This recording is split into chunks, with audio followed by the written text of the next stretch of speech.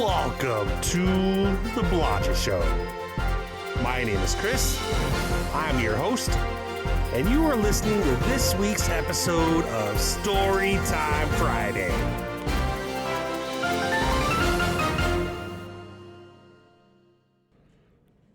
This week's story is titled Summer Break. Summer's start. The battered sky blue minivan, affectionately nicknamed the Wanderer, hummed a cheerful tune as it rolled down the highway. Inside, laughter echoed, a vibrant counterpoint to the rhythmic thrum of the engine. 8 friends, crammed into the vehicle like brightly colored sardines, were embarking on the summer adventure of a lifetime. A month-long road trip culminating in a stay in a secluded lake cabin nestled deep within the Whispering Pines. Liam, the designated driver, gripped the wheel with a grin, his brown eyes sparkling with anticipation. Beside him, Maya, his ever-reliable navigator and best friend, consulted a well-worn map, her fiery red hair a vibrant streak against the muted tones of the dashboard. In the back, chaos reigned in a delightful way. Chloe, the self-proclaimed queen of playlists, blasted a mix of pop and classic rock, her infectious energy bouncing off the walls. Beside her, Noah, the quiet observer, sketched in a worn notebook, his charcoal capturing the fleeting landscapes blurring past the windows.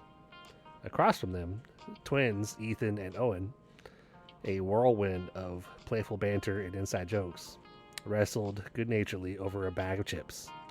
And finally, in the very back, nestled together amidst overflowing backpacks and beach gear, were James and Jackie, a couple whose quiet affection radiated warmth within the boisterous group. The air thrummed with an almost palpable excitement. Weeks of planning, of meticulously crafting itineraries, of packing and repacking, had finally culminated in this moment. The mundane routine of school, of homework, of the usual teenage anxieties faded into the background, replaced by the intoxicating thrill of the open road and the promise of endless summer days. Liam glanced at the rearview mirror, catching sight of the friends' animated faces.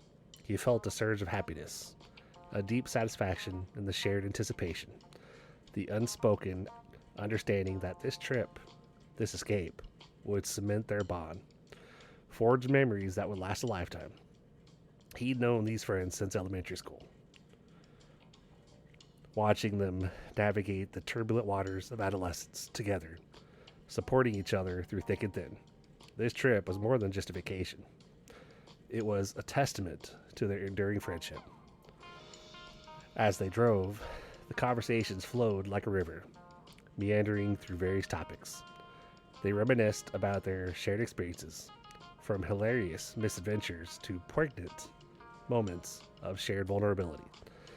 They joked about their hopes for the trip, fishing, the legendary bass, discovering hidden waterfalls, maybe even finding a lost treasure. The idyllic landscapes unfolded outside. Rolling hills gave way to the vast fields of golden wheat, then to dense forests where sunlight dappled through the leaves. Each change in the scenery prompted exclamations of awe and wonder. Each picturesque vista framed by their laughter and cheerful chatter. The closer they got to the lake, the more palpable the anticipation became. The road narrowed, twisting and turning through a dense forest, the air growing cooler and more fragrant with the scent of pine needles and damp earth. Finally, after what seemed like an eternity, the Wanderer emerged into a clearing, revealing a breathtaking panorama. A sparkling lake, its surface mirroring of the azure sky, lay nestled amidst towering pines and rocky outcrops. The air was filled with the songs of unseen birds and the gentle lapping of waves against the shore. Perched on the lakeshore, like a fairy tale cottage sprung from the pages of a beloved childhood book, sat their destination, a quaint, rustic cabin surrounded by towering pines. Smoke curled lazily from its chimney, promising warmth and comfort. It was everything they had hoped for and more. A secluded haven away from the hustle and bustle of everyday life. A place where they could simply relax, unwind, and enjoy each other's company. The cabin itself was a symphony of rustic charm. Large, hand-hewn beams supported the high ceiling, adorned with a collection of old photographs and whimsical artwork. A crackling fireplace dominated one wall, promising cozy evenings. The kitchen, though small, was well equipped, hinting at delicious meals to come.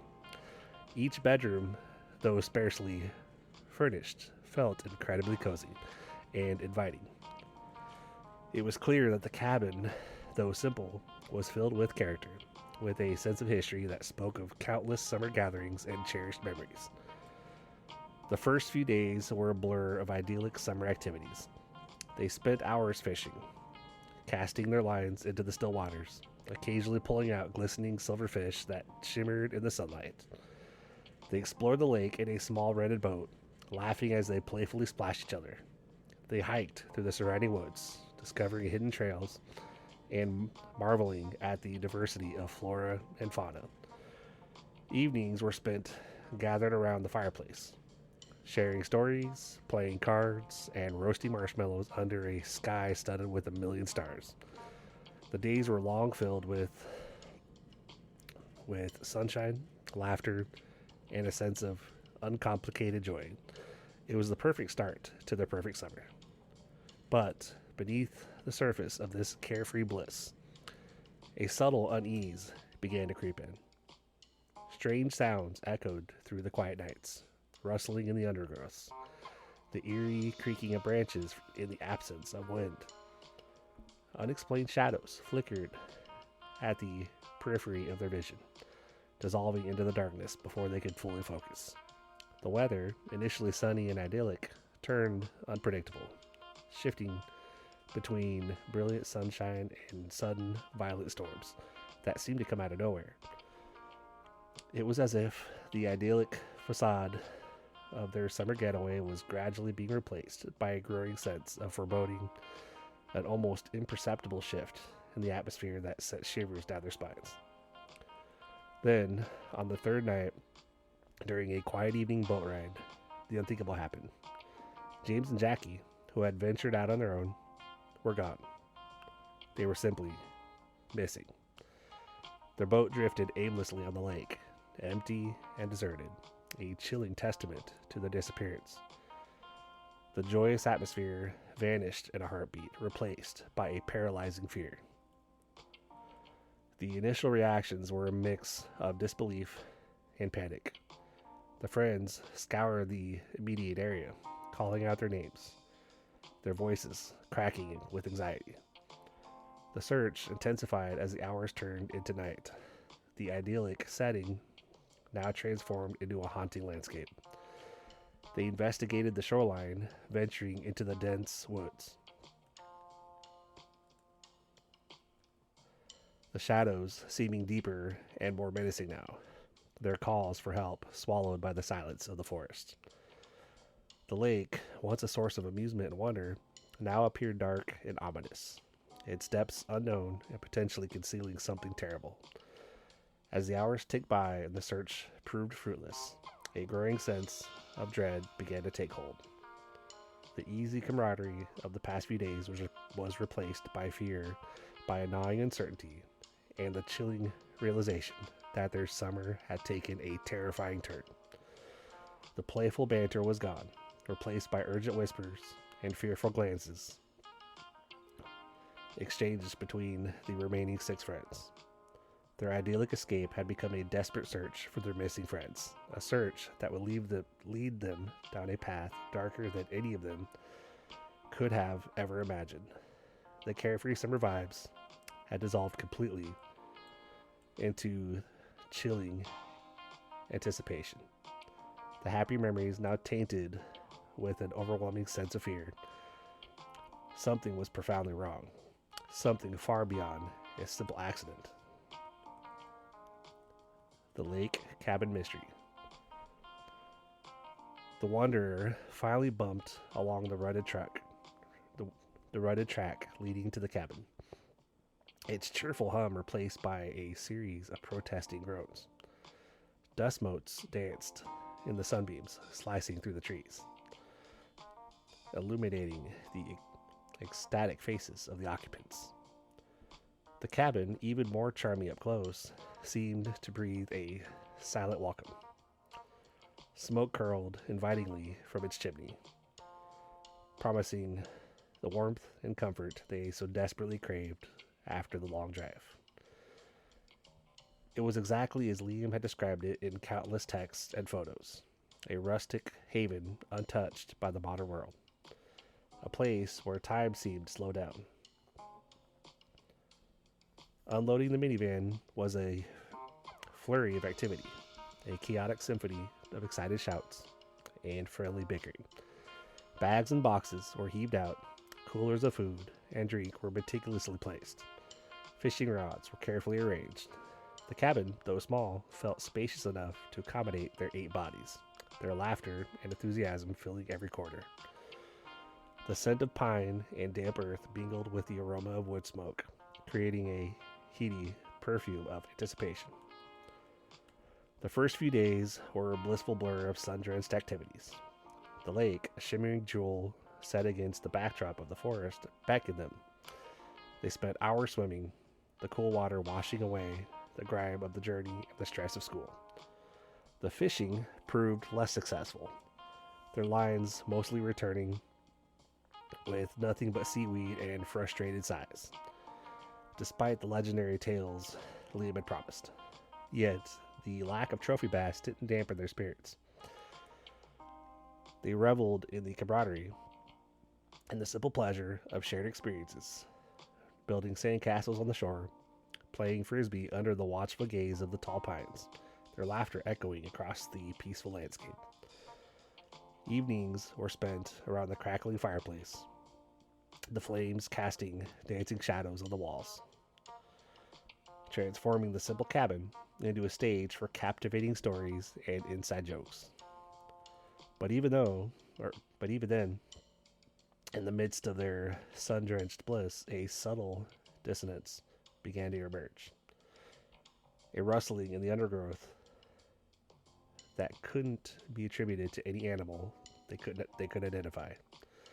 The wind, though seemingly absent, carried whispers that seemed to brush against their skin, sending shivers down their spines, despite the summer heat. One evening, as they sat huddled around the fire, sharing stories of ghostly encounters, mostly exaggerated, of course, Chloe swore she saw a fleeting shadow flit across the corner of the cabin, vanishing before they could fully assess it. Noah, ever the observant one, confirmed that the shadow was too swift to be a mere animal. The subtle shifts in weather were increasingly unnerving. Brilliant sunshine would give way to sudden, violent thunderstorms, the sky blackening dramatically in moments, the wind whipping into a frenzy before suddenly subsiding just as rapidly, leaving behind an eerie silence. These sudden storms, arriving and departing without warning, were unnerving to their unpredictability, hinting at a presence beyond their comprehension. The lake itself seemed to change with the weather. One moment, it would be a tranquil mirror reflecting the azure sky. The next, a churning mass of dark waves threatening to swallow the shore. These unnerving occurrences, initially dismissed as quirks of nature or simply the products of overactive imaginations fueled by late nights and campfire stories, began to take on more of a sinister tone. The laughter that once filled the cabin now felt thinner, laced with an undercurrent of apprehension. Evenings, once times of carefree merriment, were spent exchanging uneasy glances, whispering theories about the strange occurrences. The once simple task of going to sleep became an ordeal. Each creak of the old cabin timbers sent jolts of fear through them. The forest around them, once comforting and beautiful, now seemed to hold a threatening presence, waiting for the perfect opportunity to seize its prey. One night, during one of the abrupt storms, a particularly violent gust of wind rattled the cabin, violently shaking its timbers. The power flickered, plunging them into darkness, punctuated by the deafening roar of thunder. When the lights finally returned, Ethan let out a scream, pointing towards the window. A twisted, gnarled tree branch, thick as a man's arm, lay across their windowsill, as if cruelly beckoning them to come closer. There was no way a branch of that size could have been bent and tossed in the way it was without some unknown powerful force at work. This was no longer the realm of simple coincidences. The following morning, a strange discovery added to the accumulating sense of unease. While collecting firewood, Noah unearthed a small leather-bound book, hidden beneath a pile of decaying leaves near the edge of the woods. Its pages, brittle with age, were filled with an undecipherable script, accompanied by disturbing illustrations. These symbols were unknown, the images even more unsettling.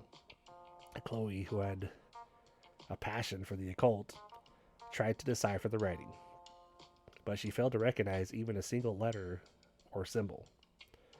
The drawings, however, were unmistakable, a twisted, nightmarish depiction of a shadowy figure looming over a lake alongside strange geometric shapes that seemed to resonate with the eerie weather patterns that had plagued them. The unease had officially moved from a subtle feeling to a cold, hard fact. Something was wrong. Something was very, very wrong. And the idyllic summer getaway had turned into a chilling mystery.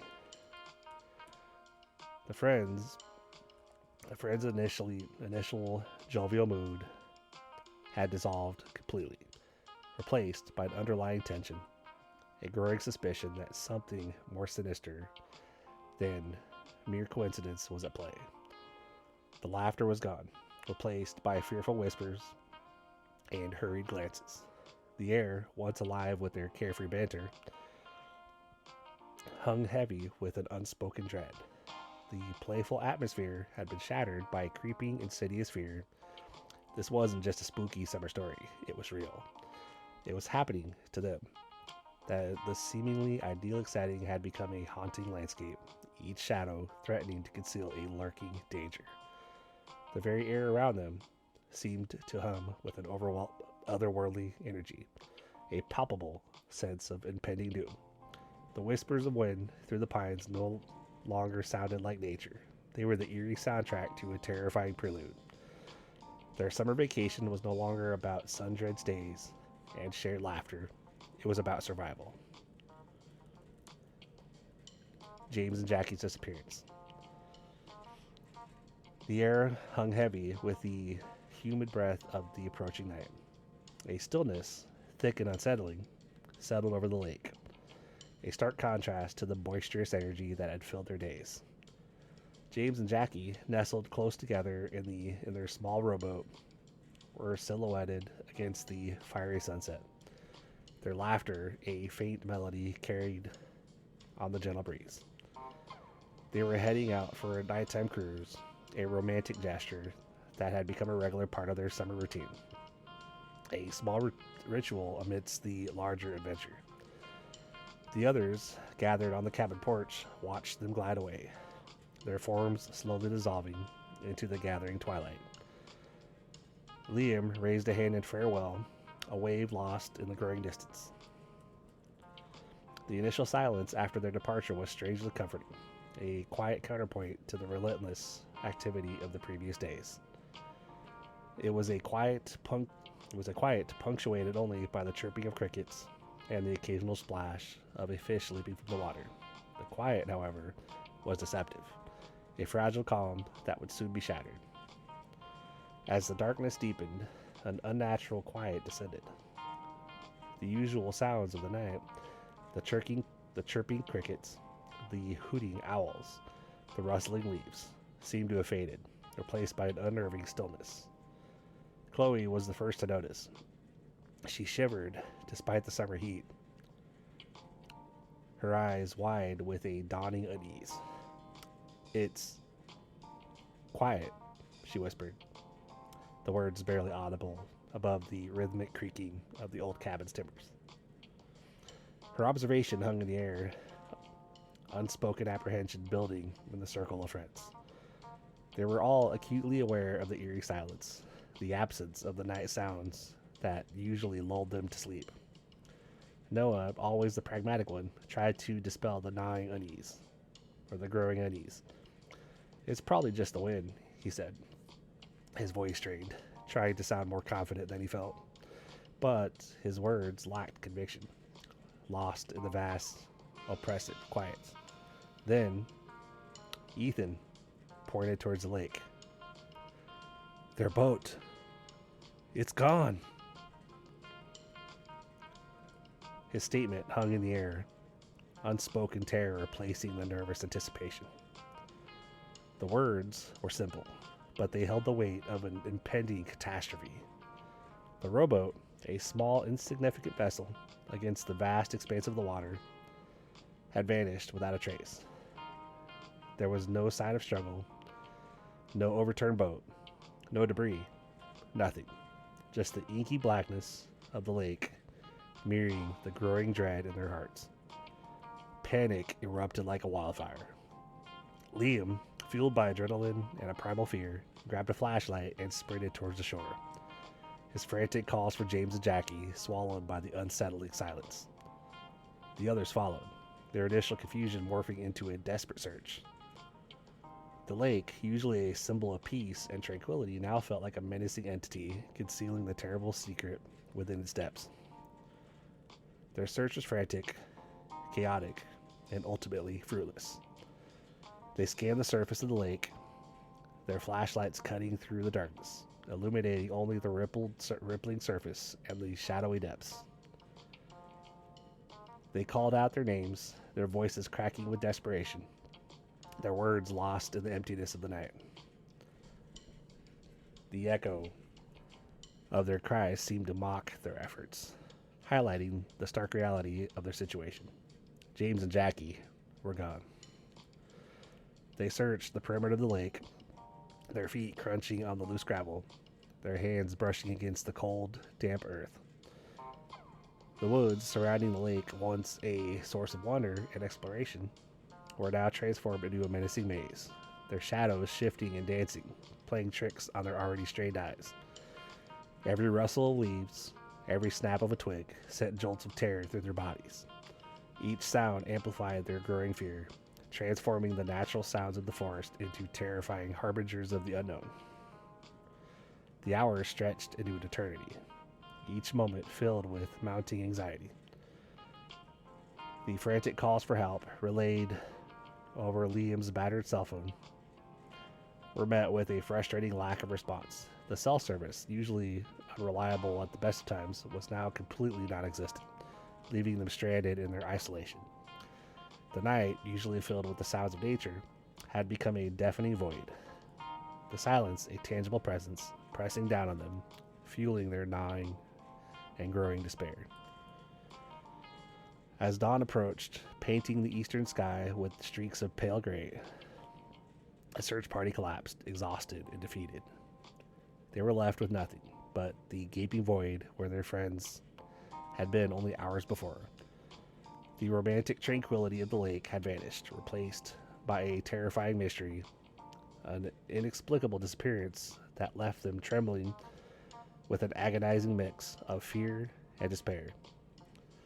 The idyllic summer getaway had morphed into a chilling horror story, and their laughter, once echoed across the lake, was replaced by the haunting silence of their loss.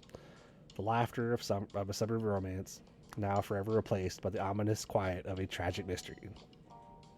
Their idyllic vacation had transformed into a desperate quest for answers, a search for the vanished James and Jackie, amidst the deepening shadows of the surrounding forest and the ominous depths of the lake itself. The sun, rising over the horizon, offered no solace, only the stark reality of their situation.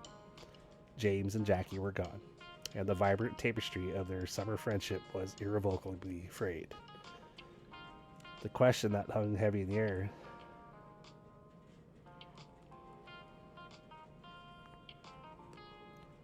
unanswered and terrifying was, where were they? And more chillingly, what happened to them? The search was far from over. It had just begun.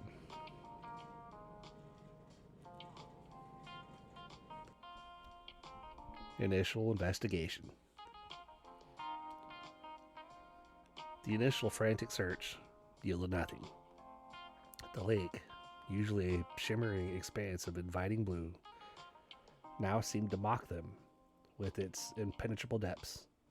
Each ripple, each reflection of the pale dawn sky felt like a taunt, a silent reminder of their failure.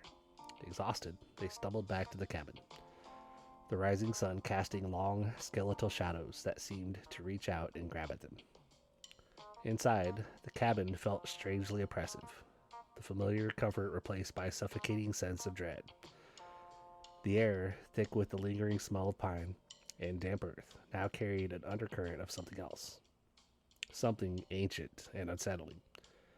They collapsed into the worn sofa, the silence broken only by the ragged gasp for breath and the occasional sob. The jovial atmosphere of their summer vacation was gone, replaced by a heavy blanket of despair. Chloe, her face pale and streaked with tears, was the first to speak. It's not just the disappearance, is it? Her voice trembled, laced with a fear that went beyond the simple loss of their friends. Ethan nodded, his gaze fixed on the worn wooden floorboards. There's something off, something wrong. It's like they just vanished into thin air. Noah, usually the voice of reason, found himself at a loss for words. The pragmatic explanations he'd offered earlier seemed laughably inadequate in the face of the inexplicable. Liam, still reeling from the fruitless search, paced restlessly, his hands clenched in fists. "We need to start looking for clues," he finally said, his voice tight with determination. "Something happened here. Something we're missing." The search began again, this time more methodical, more focused. They started with the cabin, meticulously examining every inch of the space. They found nothing overtly unusual, no signs of a struggle, no forced entry, no discarded objects, yet a subtle sense of unease lingered, a feeling that something was amiss. Something had a place. Chloe discovered a small, worn leather-bound journal tucked away in a dusty corner of the attic. It was James's, filled with his poetic musings and sketches of the lake. The last entry, dated the day before their disappearance, was cryptic and unsettling. Quote, "The lake whispers secret tonight. The lake whispers secrets tonight. Something stirs beneath the surface. I feel watched." Unquote. The others exchanged uneasy glances. The entry felt eerily prescient, hinting at a darkness they had failed to recognize. Liam pointed towards the page, his brow furrowed in concentration. This is more than just a coincidence, and it's more than just someone being watched. Something is wrong. Their investigation extended to the surrounding area. They combed the shoreline, searching for any trace of James and Jackie. They found nothing but the usual detritus of a summer lake. Discarded fishing lures, half-buried driftwood, and the occasional plastic bottle. Yet, amid the commonplace, they discovered a series of strangely placed stones, forming a rough circle on a small, secluded cove. The stones were smooth, worn, and undeniably ancient. They weren't naturally arranged. There was a deliberate pattern to their placement, a cryptic message hidden within their positioning. Noah, despite his initial skepticism, felt a prickle of unease. This was no ordinary arrangement. It felt almost ritualistic.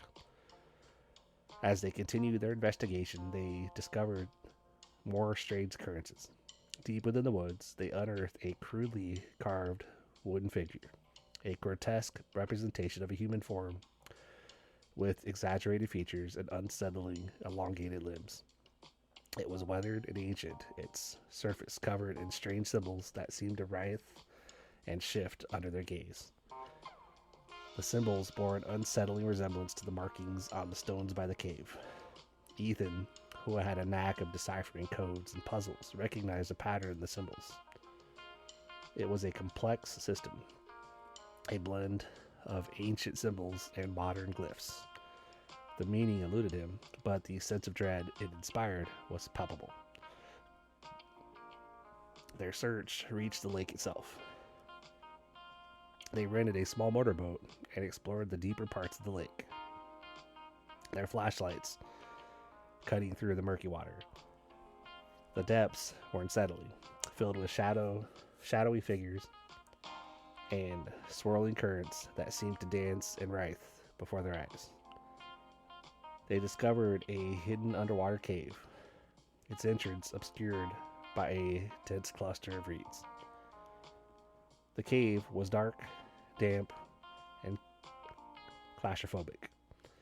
The air was heavy with a musty, ancient smell, and the silence was absolute, broken only by the drip, drip, drip of water from the cavern ceiling. Ethan, armed with a waterproof flashlight, led the way, cautiously navigating the treacherous path.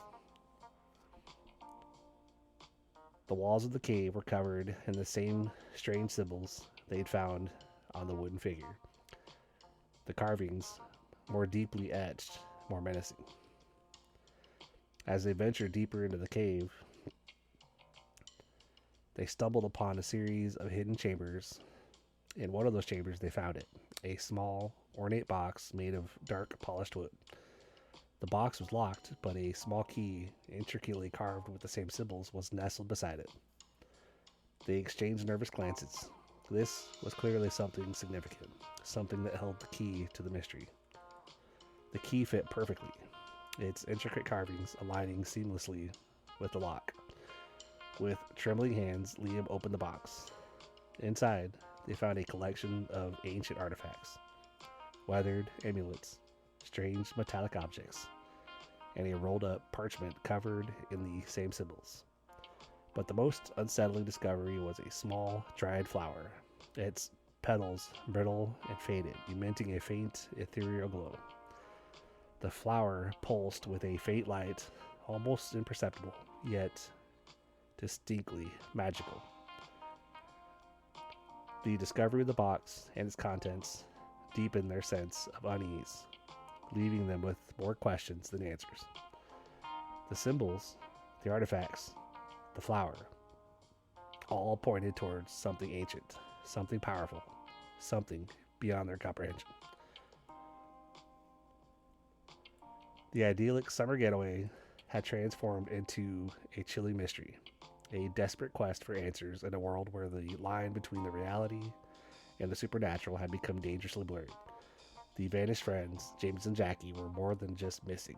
They were victims of something far more sinister, and the realization struck them with a force that left them breathless. They were dealing with something far beyond their understanding, something supernatural.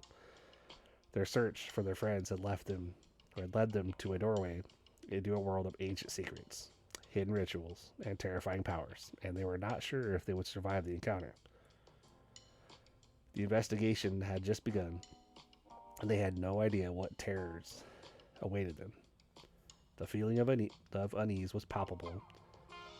The summer's idyllic beauty was now replaced by the harsh reality of the supernatural mystery. A journey into the unknown that held both immense peril and perhaps the key to finding their missing friends. unraveling, unraveling the clues. The discovery of the box, though momentous, offered no immediate answers. The symbols etched deeply into the wood were a mere image of those they'd found on the strange wooden figure and the stones by the cove. Ethan, ever the pragmatist, attempted to decipher them, but the script remained elusive. A frustrating puzzle of ancient glyphs and modern characters intermingled. The metallic objects within the box were equally perplexing. Tarnished and oddly shaped, they seemed to hum with a faint, almost imperceptible vibration when held in the hand. Liam, ever the skeptic, initially dismissed them as mere trinkets, but even he couldn't deny the unsettling feeling they evoked. Chloe, ever sensitive to the subtle shifts in energy, felt a prickle of unease radiating from the dried flower. It glowed faintly, a pulsating light barely visible in the dimness of the cave, but its ethereal luminescence was undeniable. It felt alive, pulsating with a subtle energy that seemed to thrum with life of its own. The feeling was unsettling, a tangible sense of the uncanny that sent shivers down her spine. It was as if the flower itself held a hidden power, a connection to something ancient and otherworldly. The parchment, carefully unfurled, was equally mysterious. Covered in the same baffling script, it appeared to depict a series of drawings and symbols. A narrative told in a language they didn't understand. Noah, the artist of the group, recognized the style as ancient, possibly Celtic or even older, but deciphering the meaning seemed an impossible task. The drawings seemed to depict a ritual, a ceremony of some kind, involving figures that resembled the grotesque wooden idol they'd found in the woods. The friends huddled together, their initial elation at finding the box replaced by a growing sense of unease. The artifacts were clearly significant, but their meaning remained shrouded in mystery. They felt like pieces of a puzzle, scattered fragments of a story that hinted at something far beyond their comprehension. The idyllic summer vacation had transformed into a chilling mystery, a descent into a world where the line between reality and the supernatural had become dangerously blurred. As they examined the artifacts, a chilling realization dawned upon them. The symbols weren't just decorative. They were a language, a code. Ethan, with his background in cryptography, recognized a pattern, a recurring motif that appeared in all the artifacts, a sequence of symbols that seemed to form a recurring phrase. He meticulously copied the sequence in his notebook, hoping that the repetition might reveal its hidden patterns. Hours passed as they painstakingly documented their findings, comparing notes and searching for connections. The cave, initially a source of excitement, had become a place of intense apprehension. The darkness seemed to press in on them, the silence punctuated only by the relentless drip of water and the beating of their own hearts. A sudden gust of wind swept through the cave, extinguishing their lights. They were plunged into absolute darkness. The silence suddenly amplified, filled with the eerie sounds of the cave, the dripping water, the rustling of unseen creatures, and the echoing whispers of the wind. Panic threatened to overwhelm them, but they clung to each other, their shared fear binding them together. Liam fumbled for his lighter, his hand shaking as he struck a flame. The flickering light revealed a new passage, a narrow opening they had previously overlooked. It was hidden behind a curtain of damp moss, almost invisible in the darkness. The air emanating from the passage was distinctly colder, carrying a scent of damp earth and something else, something ancient and vaguely metallic. Driven by a mix of fear and fascination, they cautiously ventured into the passage. The passage was narrow and winding, forcing them to move in single file. The walls were slick with moisture, and the air grew increasingly colder as they moved deeper into the earth. The symbols reappeared on the walls, more numerous, more deeply etched than before, seeming to writhe and shift before their eyes. The passage opened into a large cavern, far larger than the previous one that they had been in. At the center of the cavern, bathed in an eerie, ethereal glow, was a massive stone altar, covered in the same symbols. And on the altar lay a single object, a large obsidian mirror, its surface reflecting a distorted image of the cavern.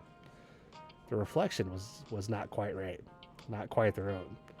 The details were distorted, blurred, and yet it felt unnervingly familiar. As they approached the mirror, the air grew heavy, charged with a palpable energy. The symbols on the altar seemed to pulse with light, and a low hum filled the cavern, resonating deep within their bones. A feeling of dread washed over them, a sense of being watched, observed by something ancient and immensely powerful. The mirror shimmered, the distorted reflection becoming clearer, revealing a glimpse of a shadowy figure lurking in the depths of the obsidian surface. The figure was indistinct, its features obscured by darkness, but its presence was undeniable, overwhelming. It felt ancient, malevolent, and intensely powerful. The friends exchanged fearful glances, the silence broken only by the low hum of the cavern and the pounding of their hearts. The mirror pulsed with light, and a voice, deep and resonant, echoed through the cavern, sending chills down their spines. It was not a voice they could understand, but a language of pure feeling, a sense of ancient power, of otherworldly forces at play. The friends knew, with a terrifying certainty, that they had stumbled upon something beyond human comprehension, something that threatened to shatter their reality.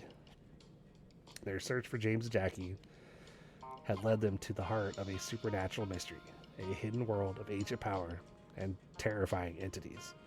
The summer vacation they had eagerly anticipated had transformed into a desperate fight for survival, a race against time to escape the clutches of a force far beyond their understanding. The adventure was far from over. It had only just begun. The cave held the answers, but whether they could survive to find them was another question entirely. The unsettling truth was just beginning to emerge from the depths of the cavern. The supernatural presence was undeniable, and the friends found themselves thrust into a world they had never imagined. A world where the ordinary and the extraordinary collided in a terrifying dance of shadows and light. Their idyllic summer getaway had become a terrifying supernatural mystery, and they were right in the heart of it. Journey to the cave. The air hung heavy with the scent of pine and damp earth as they plunged deeper into the woods, the path barely visible beneath a carpet of fallen leaves. The setting sun cast long, eerie shadows, twisting familiar trees into grotesque shapes that seemed to watch their every move. Liam, ever the skeptic, muttered about the possibility of getting lost, his words barely audible above the rustling of leaves and the chirping of crickets. But the others, fueled by a potent cocktail of fear and adrenaline, pressed on, their determination unwavering. The cryptic map, its markings now smudged and faded, was their only guide. Chloe, her senses heightened, felt a prickling sensation on her skin, a subtle shift in the energy around them. The air grew colder, the familiar sounds of the forest replaced by an unnerving silence, broken only by the occasional snap of a twig underfoot. She glanced back at her friends, their faces etched with apprehension, their eyes wide with a mixture of fear and anticipation. They were no longer just on a summer adventure. They were on a mission, a desperate search for their missing friends, James and Jackie, a quest that had led them deep into the heart of the unknown. The journey was arduous, the terrain challenging. They navigated treacherous ravines, clambered over fallen logs, and waded through icy streams. The forest, once a source of tranquility, now felt oppressive, alive with unseen presences, its ancient trees watching them with silent judgments. Several times they were startled by the sudden movement of unseen creatures in the undergrowth, rustling leaves, the snapping of branches, each sound amplifying their growing unease.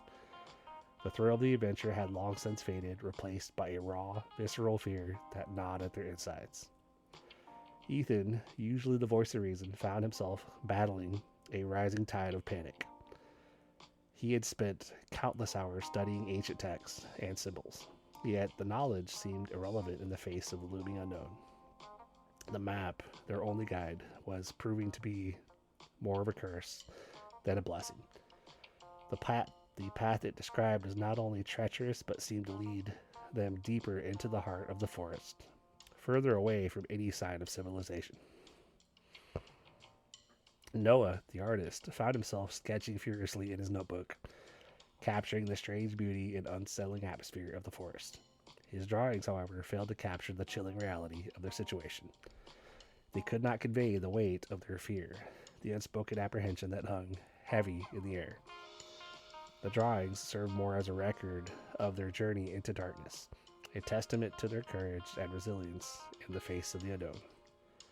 The sun dipped below the horizon, plunging them into darkness. The forest, already menacing, now seemed to writhe with unseen creatures. The familiar sounds of the night, the hooting of owls, the rustling of leaves, were transformed into a symphony of fear, each sound seeming to herald a hidden danger. Liam's lighter, their sole source of light, flickered intermittently, its feeble flame barely piercing the pervasive darkness. They pressed on, their bodies aching, their spirits flagging. The weight of their fear grew heavier with each step, the silence of the forest punctuated only by their own ragged breaths and the pounding of their hearts. The fear was not just about the unknown, the darkness, or even the potential dangers lurking in the shadows, but also the growing uncertainty of their chances of ever finding James and Jackie alive. As they finally reached the foot of the cliff where the cave was supposed to be, exhausted, they were exhausted and battling desperation. The cliff face was steep, the rock slipped with moisture, and the cave's opening was barely visible, concealed behind a dense curtain of vines and overgrown vegetation.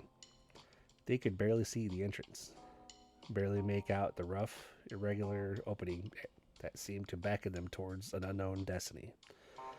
The map indicated a narrow passage leading to a hidden cavern, a place where the line between the natural and the supernatural blurred. The climb was perilous, the rock treacherous, the darkness almost complete. They pulled themselves forward and upwards, hand over hand, through limbs trembling with exhaustion and fear. The air grew noticeably colder as they neared the opening, a chill that seeped into their bones and sent shivers down their spines. The sounds of the forest seemed to fade away as they entered a realm of eerie silence, the silence of a place untouched by the outside world. Finally, they reached the mouth of the cave, its entrance shrouded in shadow. The air was thick with the smell of damp earth and something else, something ancient and unsettling. They hesitated for a moment, the unknown looming before them, the possibility of danger palpable in the air. The entrance to the cave was small, just large enough to allow one person to pass at a time. They entered one by one, their hearts pounding in their chests.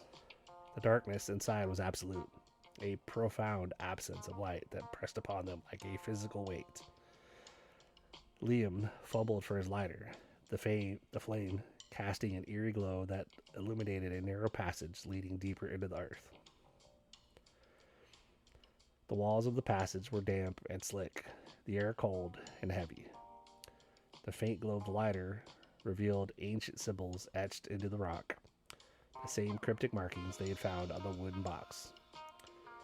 These symbols seemed to writhe and shift before their eyes, as though they were alive, pulsating with a dark energy that radiated from the stone walls. They moved deeper into the cave, their fear intensifying with each step. The passage twisted and turned, descending into the earth, leading them further away from the world they knew. The silence was profound, broken only by the drip of water from the cavern ceiling and their own ragged breathing. The air grew colder still, a biting chill that seemed to penetrate their very souls. As they proceeded further, they sensed an increasing tension in the air, an almost palpable sense of unease, a feeling of being watched, observed by unseen eyes. The air hummed with a low, almost imperceptible vibration, a resonance that seemed to vibrate deep within their very bones. The passage opened into a vast cavern, far larger than the one they had entered.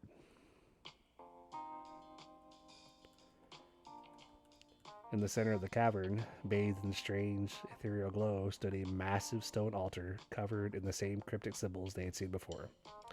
And upon the altar, resting amongst the symbols, lay James and Jackie, unconscious but alive. The sight of their friends, pale and weakened but alive, was a shock that momentarily eclipsed their fear.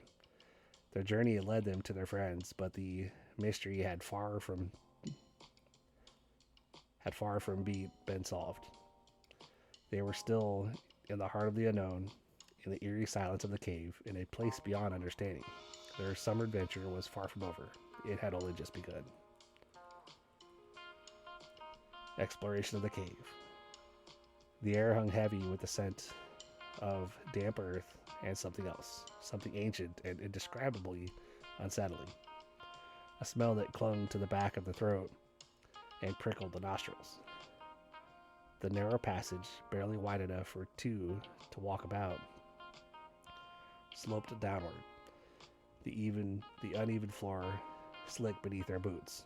Liam's lighter, a fragile beacon in the oppressive darkness, cast dancing shadows that writhed and twisted like living things on the rough-hewn walls.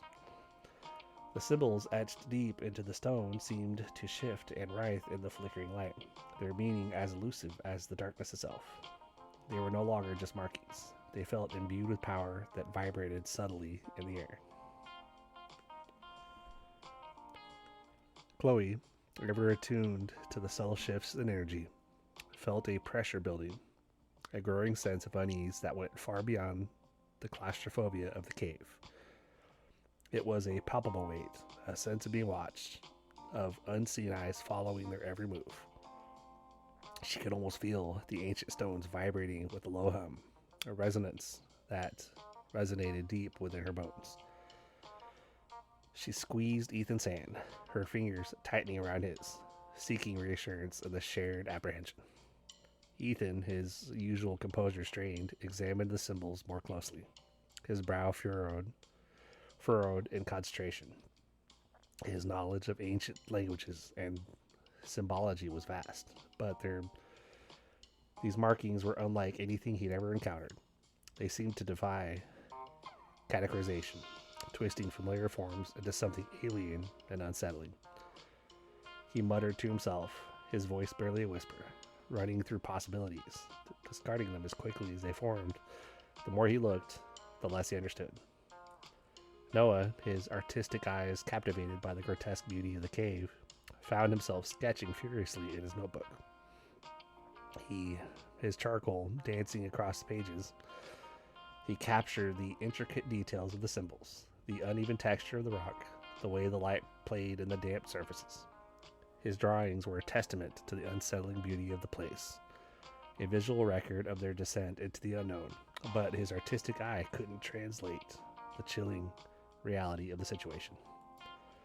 The rising dread, which was increasingly pervasive in the air. Liam, ever the pragmatist, focused on the physical challenges of the journey. The passage was treacherous, the floor uneven, littered with loose rocks and treacherous crevices. Every step required careful consideration, every movement a calculated risk. He used his lighter sparingly, knowing that their tiny flame was their only defense against the engulfing darkness. He could feel the cold seeping into his bones, a biting chill that had nothing to do with the cave's temperature and everything to do with the unnerving presence which seemed to cling to the very air they breathed. The deeper they went, the more oppressive the silence became. The occasional drip of water from the cavern's ceiling was amplified in the vast emptiness. Each drop, a sharp, echoing reminder of their isolation. They walked in single file, their shoulders almost touching, finding comfort in proximity, a silent pact against the encroaching fear.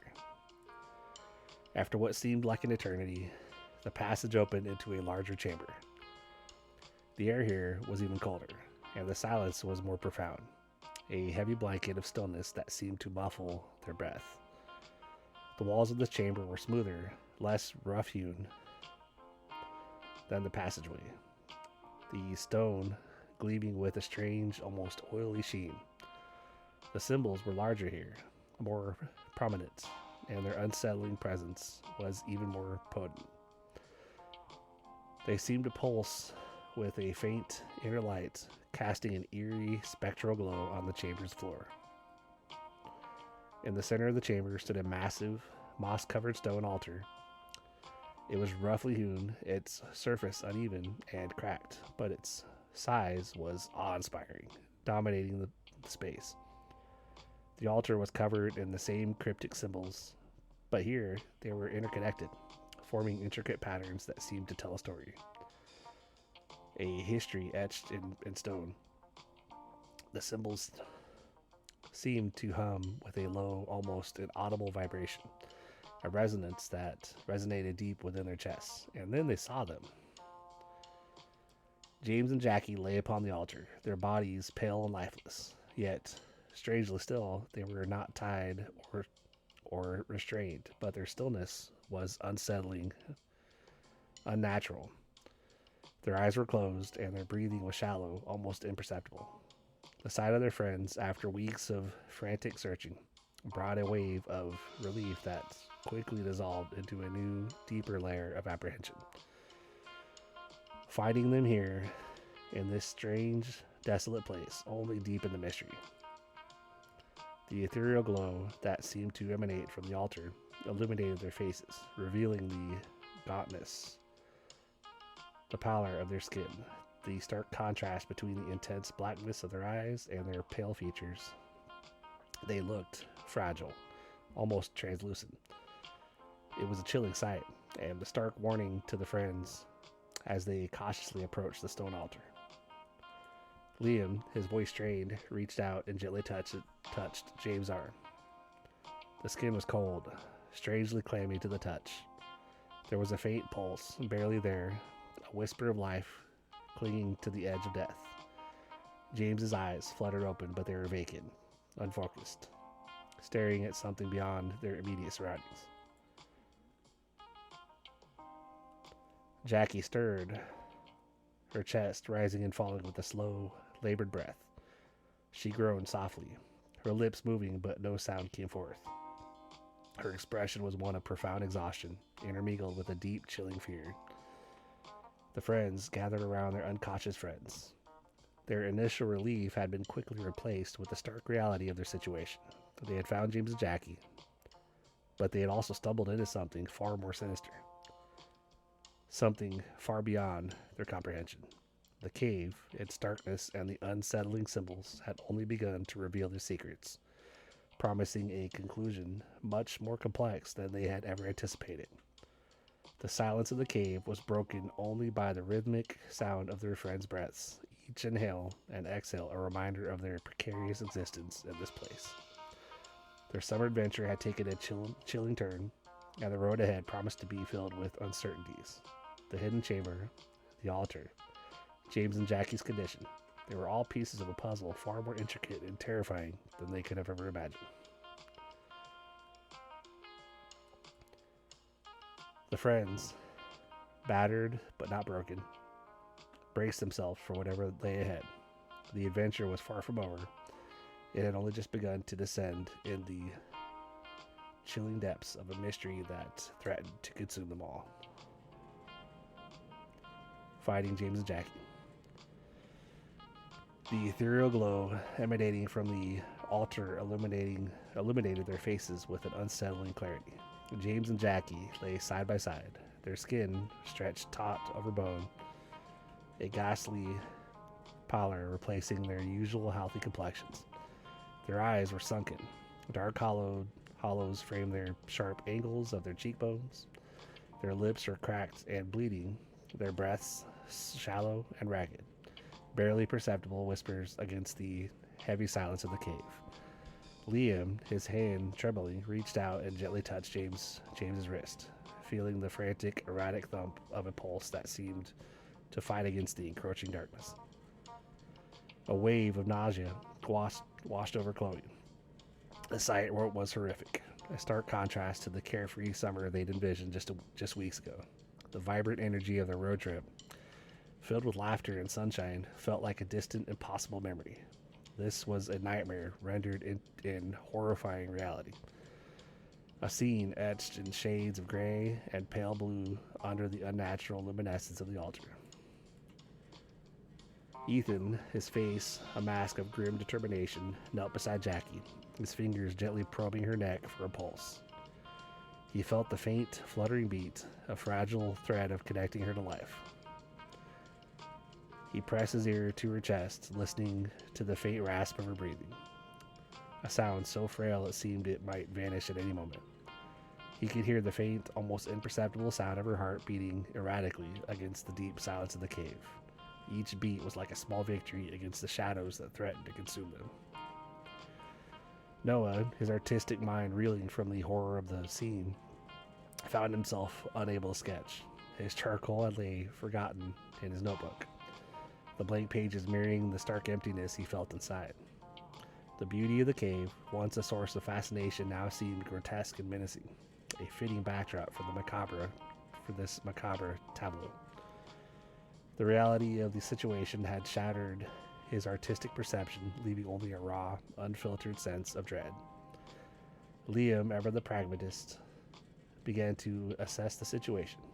He checked James and Jackie's pockets, finding only remnants of their day.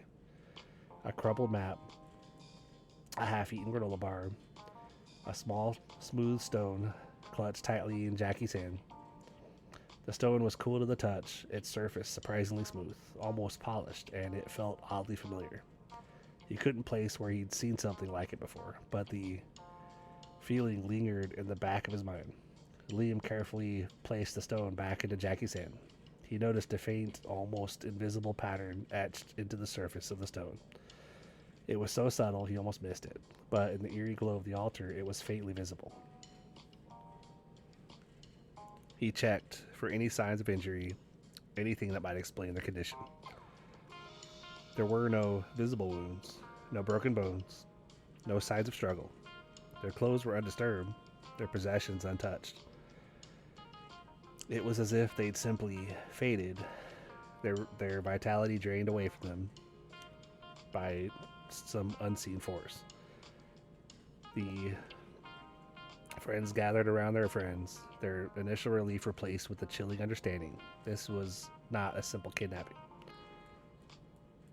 The weight of the situation pressed down on them, a suffocating blanket of fear and uncertainty. They were trapped in a hidden chamber deep within the earth, with two friends clinging to life and no clear understanding of what had happened or how to help them. The air grew colder, the silence more profound, the subtle hum of the cymbals resonating deep within their bones. The faint glow of the altar seemed to intensify, pulsating with a rhythm that mirrored the faint beat of Jackie's heart. Chloe, her voice barely a whisper, broke the silence. We need to get them out of here, she said, her voice trembling slightly. Her eyes were fixed on Jackie's pale face, her heart heavy with fear. She wanted to bring her back to the life, to that carefree laughter and sunshine which seemed like a lifetime ago.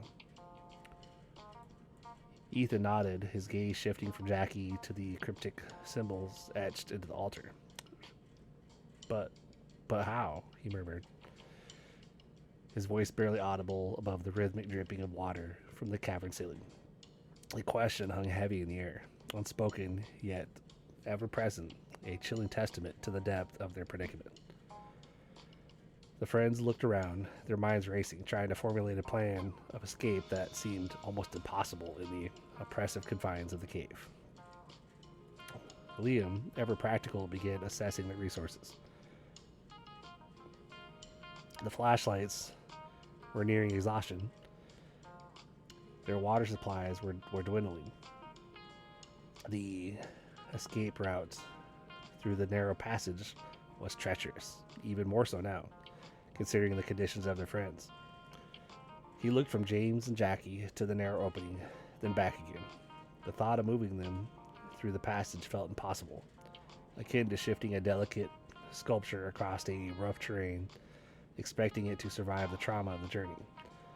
The situation seemed bleak, and he felt a cold wave of despair wash over him. He could see the growing fear in the eyes of his friends. Noah, despite his artistic paralysis, found his voice. "We can't leave them here," he said, or he stated, his voice firm despite the tremor in his hands. He had never felt fear on this level before.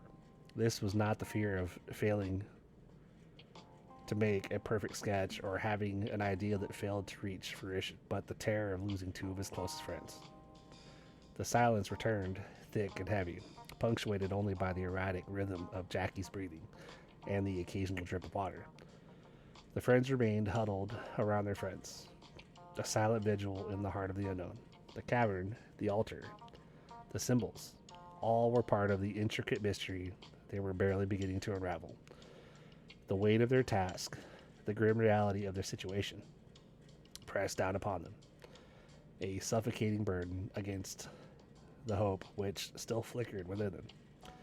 They were young, unprepared, and yet they had to find a way out, not just for themselves, but for their friends who lay before them, caught in the grip of something that more powerful than they could ever have imagined. The friends knew that this was only the beginning of a long and perilous journey. The escape from the hidden cave was just the first step in solving the mystery behind James and Jackie's abduction, a mystery that was shrouded in the supernatural, a mystery that threatened to consume them all. The journey back through the darkness was going to be more harrowing than any of them had ever imagined, requiring all of their courage, resourcefulness, and strength. They knew that the adventure had only just begun. The darkness beckoned, and the friends were ready. Their summer of fun and laughter had been turned into a desperate struggle for survival, a fight against an entity beyond their comprehension, a force that had plunged them into a terrifying ordeal that would forever mark their lives. They had to survive this. They had to save James and Jackie. The journey out of the caves was only the beginning of a much longer and more arduous quest. They were ready to face whatever was next. The first task was to stabilize James and Jackie. James, remembering a rudimentary first aid course from school, gently checked for any obvious injuries, finding nothing beyond the extreme pallor and dehydration. They needed water and possibly some warmth. The cave was frigid, the cold seeping into their bones. Ethan, resourceful as ever, suggested using their coats to shield them from the cold. They bundled the unconscious couple in layers of thick fabric, creating a makeshift cocoon of warmth. Chloe, ever vigilant, noticed something strange. The symbols on the altar seemed to dim slightly as they worked, the ethereal glow fading as if the energy that had fueled them was being diverted elsewhere. The air, too, felt less oppressive, the heavy silence replaced by a quieter hum. It was a subtle shift, but she felt it keenly, sensing it, sensing a change in the energy of the cave. Could they be somehow drawing strength from their friends? Were they in some way connected to the mystical energy of the cave? Noah, his artistic senses reawakened, began sketching again, his charcoal capturing the subtle changes in the symbols, the dimming light, the shift in the cave's energy. His drawings were a testament to their ordeal, a visual record of their desperate struggle for survival in the heart of the unknown. Getting James and Jackie out of the cave was a Herculean task. Liam took the lead, his pragmatism tempered by a newfound determination. They worked as a team, their movements coordinated, each step carefully measured. They carefully lifted James and Jackie, supporting their weight, their movements slow and deliberate, like they were handling the most delicate of glass sculptures. The journey back was slow and painful, every step a victory against the treacherous terrain, the cold and the fear that threatened to overwhelm them. The air grew colder and the darkness more oppressive the closer they got to the entrance, a final test of endurance. Finally, they emerged from the cave's mouth, blinking into the pale light of dawn.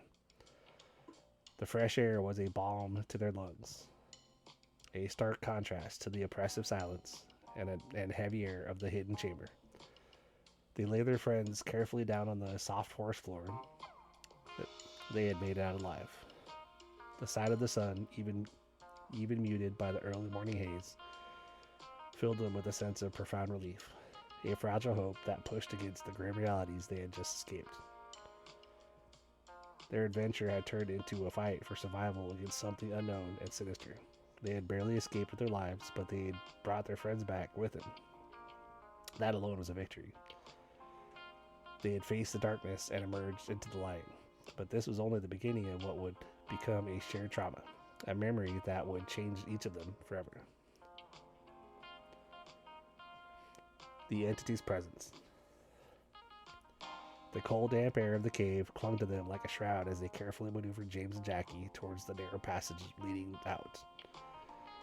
Liam, leading the way, felt a prickling sensation in the back of his neck, a feeling of being watched, a silent presence that seemed to emanate from the very stones around them. He glanced back, his heart thudding against his ribs, but saw nothing. Only the faint glow of the altar, now considerably dimmer, and the pale, almost lifeless faces of their friends. Suddenly, a gust of icy wind swept through the cave, extinguishing their flashlights the flashing of their lights in a single terrifying moments.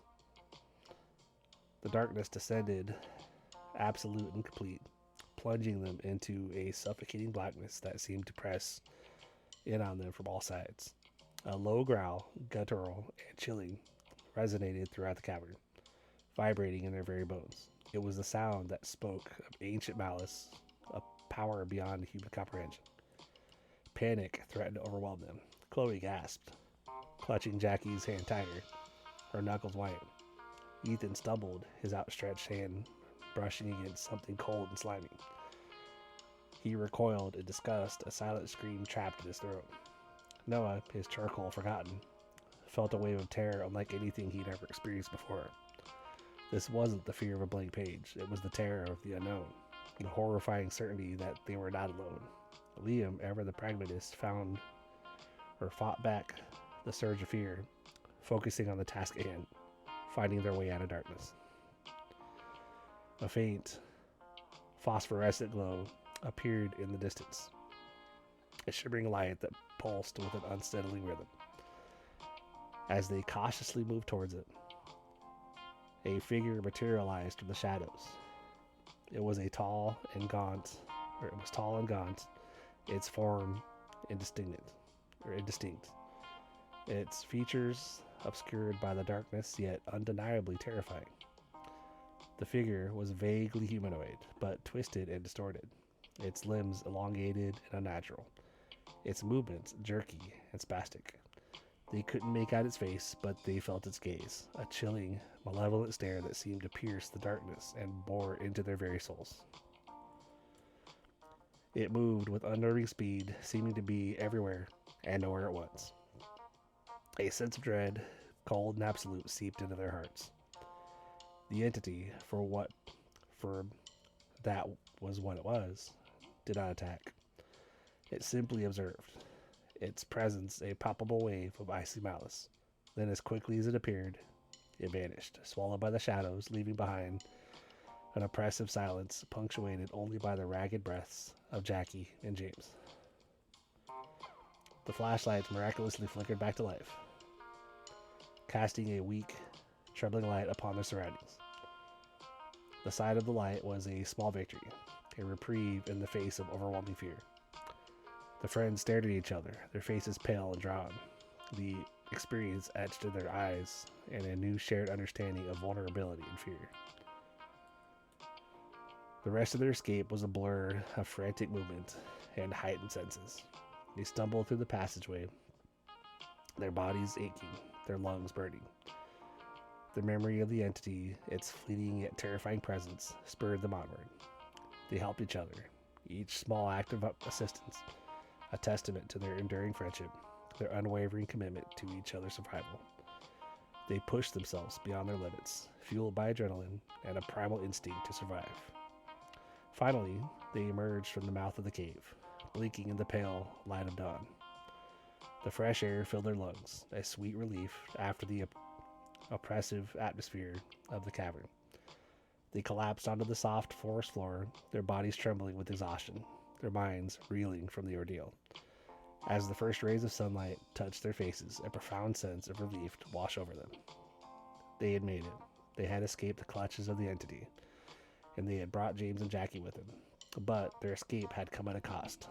The memory of the entity, the chilling encounter in the heart of the darkness, would forever be etched into their memories, a constant reminder of the horrors they had faced.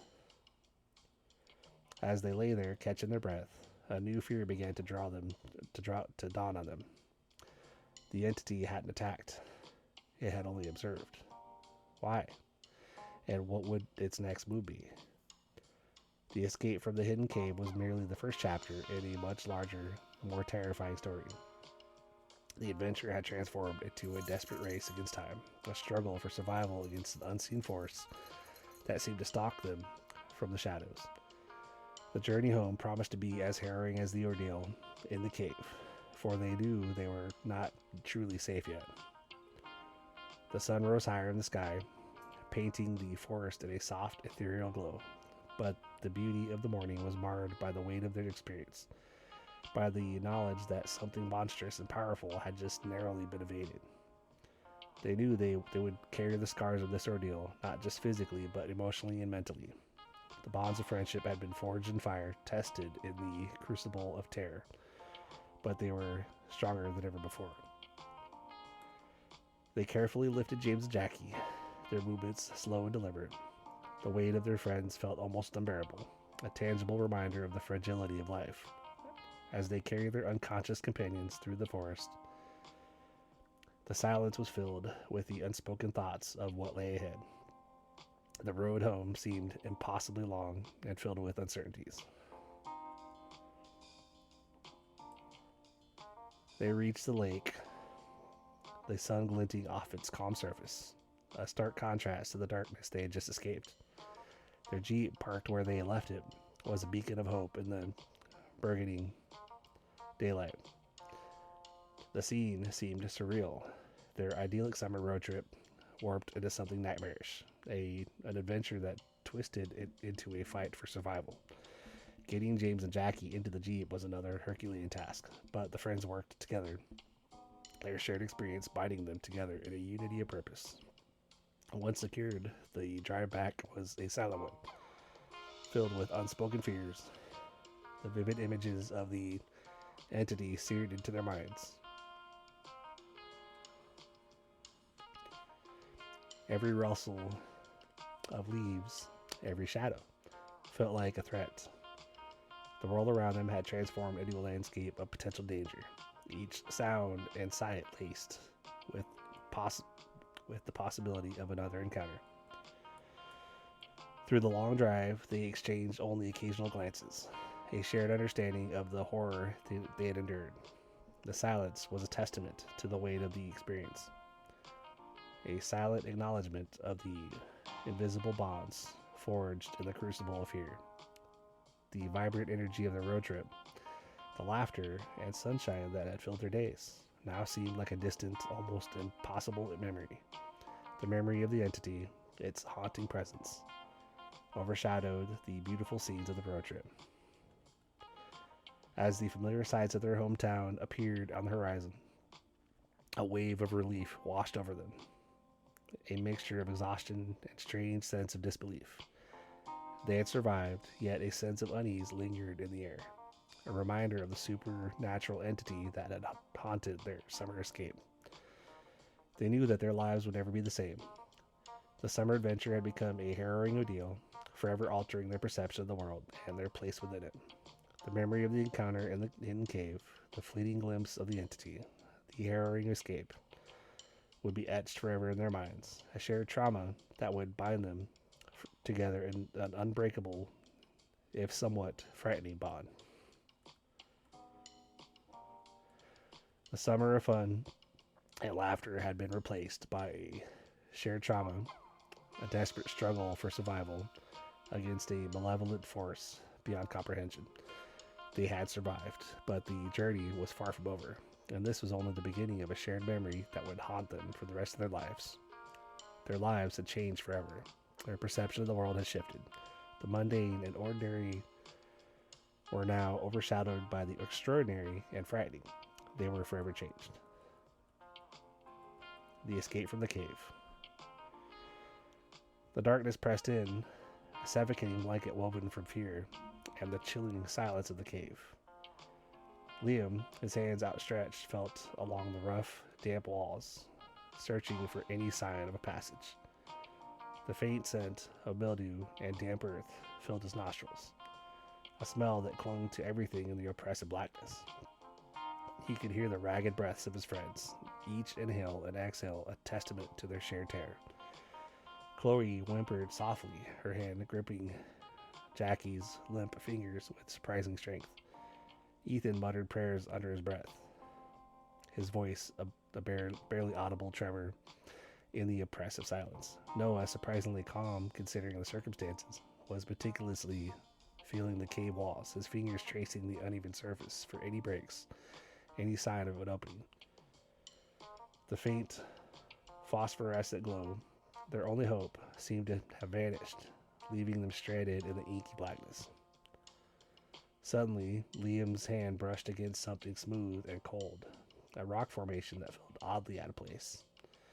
He ran his fingers along its edge, discovering a small indentation, a barely perceptible crevice.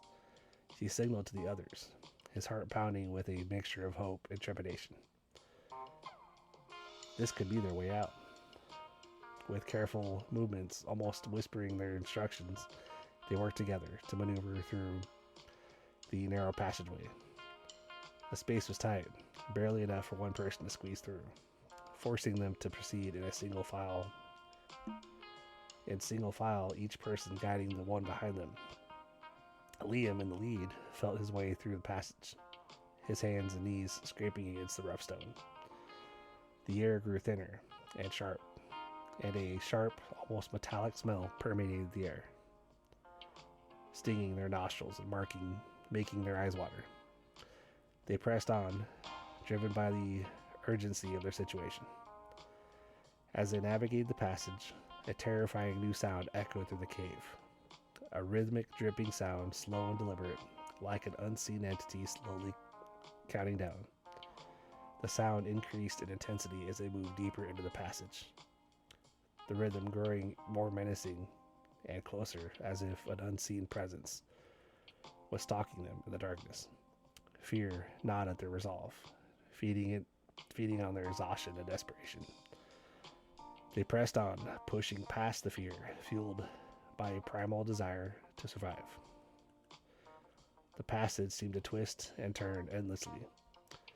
Every corner felt like a potential dead end, every sound like a thread, every shadow a lurking monster. The darkness clung to them, a suffocating presence that threatened to overwhelm them. They stumbled, they fell, they struggled to keep moving, but they continued, each small step a testament to their determination. Their shared fear became a bond, a silent pact to fight their way through this nightmare together. After what felt like an eternity, they felt a change in the air, a shift in the dampness of the cave. The air seemed slightly warmer, a strange comfort in the oppressive darkness. The dripping sound became less pronounced, replaced by the distant sound of water trickling over rocks. Liam pressed forward, his hand reaching out and touching something solid, something other than the rough stone of the cave. It was wood, smooth and warm, almost like the surface of a polished table. They had found another chamber. In the second chamber, the darkness seemed to recede slightly, replaced by a faint, almost imperceptible light. The light seemed to emanate from the far side of the room, a glimmer in the distance. As they slowly made their way toward the light, they realized it was emanating from a crack in the cave wall, a small opening that seemed to lead to the outside world. The light intensified as they approached, revealing a small, almost circular opening that appeared high above the ground. It was a tight squeeze, but it was their way out. Liam, ever practical, surveyed the situation. They had to get James and Jackie to the opening. Lifting their unconscious friends felt impossible. Their bodies were heavy, their limbs limp, but the strength born of desperation. But with the strength born of desperation, they worked together, pulling James and Jackie towards the opening. Chloe and Ethan worked together to support one of them, while Noah and Liam struggled with the other. The combined strength was just enough, the collective effort bringing them within inches of freedom. With a final desperate heave, they managed to push James and Jackie through the opening, and then squeeze through themselves, emerging into the bright sunlight. The world outside the cave was a kaleidoscope of sights and sounds. The air, though damp, smelled clean and sweet after the oppressive claustrophobia of the cave. The forest floor felt soft under their feet, a welcome contrast to the cold, rough stones. They had made it. They had escaped. They lay on the ground for a long moment, catching their breath, the relief washing over them in waves. The escape had been agonizing, a near-death experience that had pushed them to their limits, testing their endurance and their friendship, yet they had prevailed. They were together, and that was all that mattered. As the first rays of morning light touched their faces, a new fear began to dawn. They were out, but they weren't safe. They had escaped the cave, but the unseen entity, the thing that had hunted them through the darkness, might still be out there, watching, waiting for its next opportunity to strike. Their escape from the cave was just the beginning. The road home was a long and perilous journey, and the horror they had experienced had only just begun. The summer adventure had become a fight for survival, a race against an unseen force that seemed to stalk them from the shadows. Their lives had changed forever, scarred by the ordeal, but bound together by an unlikely shared experience. The lingering fear that haunted them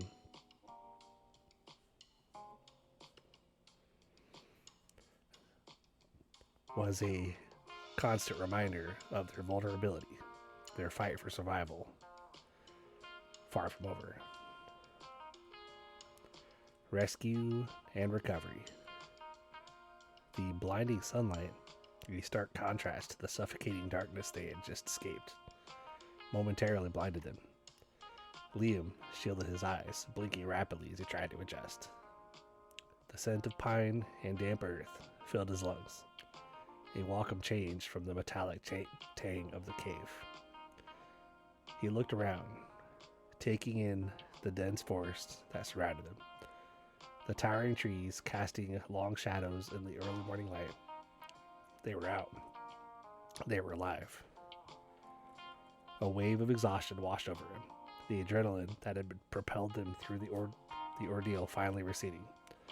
His muscles ached, his knees trembled, and his throat felt raw.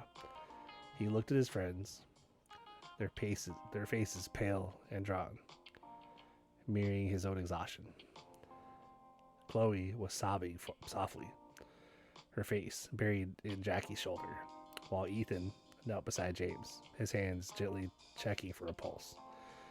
Noah, ever the pragmatist, was already fumbling for his phone, his fingers clumsy with relief and exhaustion. Signal? Do we have a signal? Noah muttered, his voice strained. His words were punctuated by the frantic clicking of buttons as he tried to get a connection. The forest was thick here. The reception was weak. But after what felt like an eternity, a single bar appeared on his screen. Yes, I've got one bar, he whispered, his voice thick with emotion. I'm calling 911. He spoke quickly and clearly to the operator, explaining their location as best he could. He described the cave, their ordeal, and the condition of their friends. As he spoke, a surge of adrenaline jolted through his system, temporarily masking the crippling exhaustion. He could hear the hushed whispers of his friends around him, a silent testament to their shared relief and their desperate hope for rescue. The wait that followed was excruciating, filled with the sounds of the forest and the frantic beating of their hearts. They tended to James and Jackie, checking their vitals, applying pressure to their wounds as best they could. James was unconscious, his breathing shallow and irregular, while Jackie was barely responsive, her eyes fluttering occasionally. They spoke softly to them, reassuring them, hoping that their voices would somehow penetrate the depths of their unconsciousness. After what felt like an eternity, the sound of sirens pierced through the forest, growing closer with each passing second. Relief washed over them in a wave, so powerful it almost brought them to their knees. The emergency services arrived within minutes, the paramedics rushing to their sides, their expertise a welcome sight to the chaotic aftermath of their ordeal. James and Jackie were carefully loaded onto stretchers, their bodies gently cradled by the paramedics. The friends followed, their steps unsteady, their minds reeling from the events of the past few hours. They rode in the ambulance with him, the rhythmic pulse of the sirens a counterpoint to the racing of their own hearts. The hospital was a blur of activity, a flurry of white coats and hushed voices. They watched as the doctors examined James and Jackie, running tests, administering fluids. The air was thick with the smell of antiseptic and the tension of waiting. They were given a small room to rest, a haven of quiet amidst the chaos of the emergency room.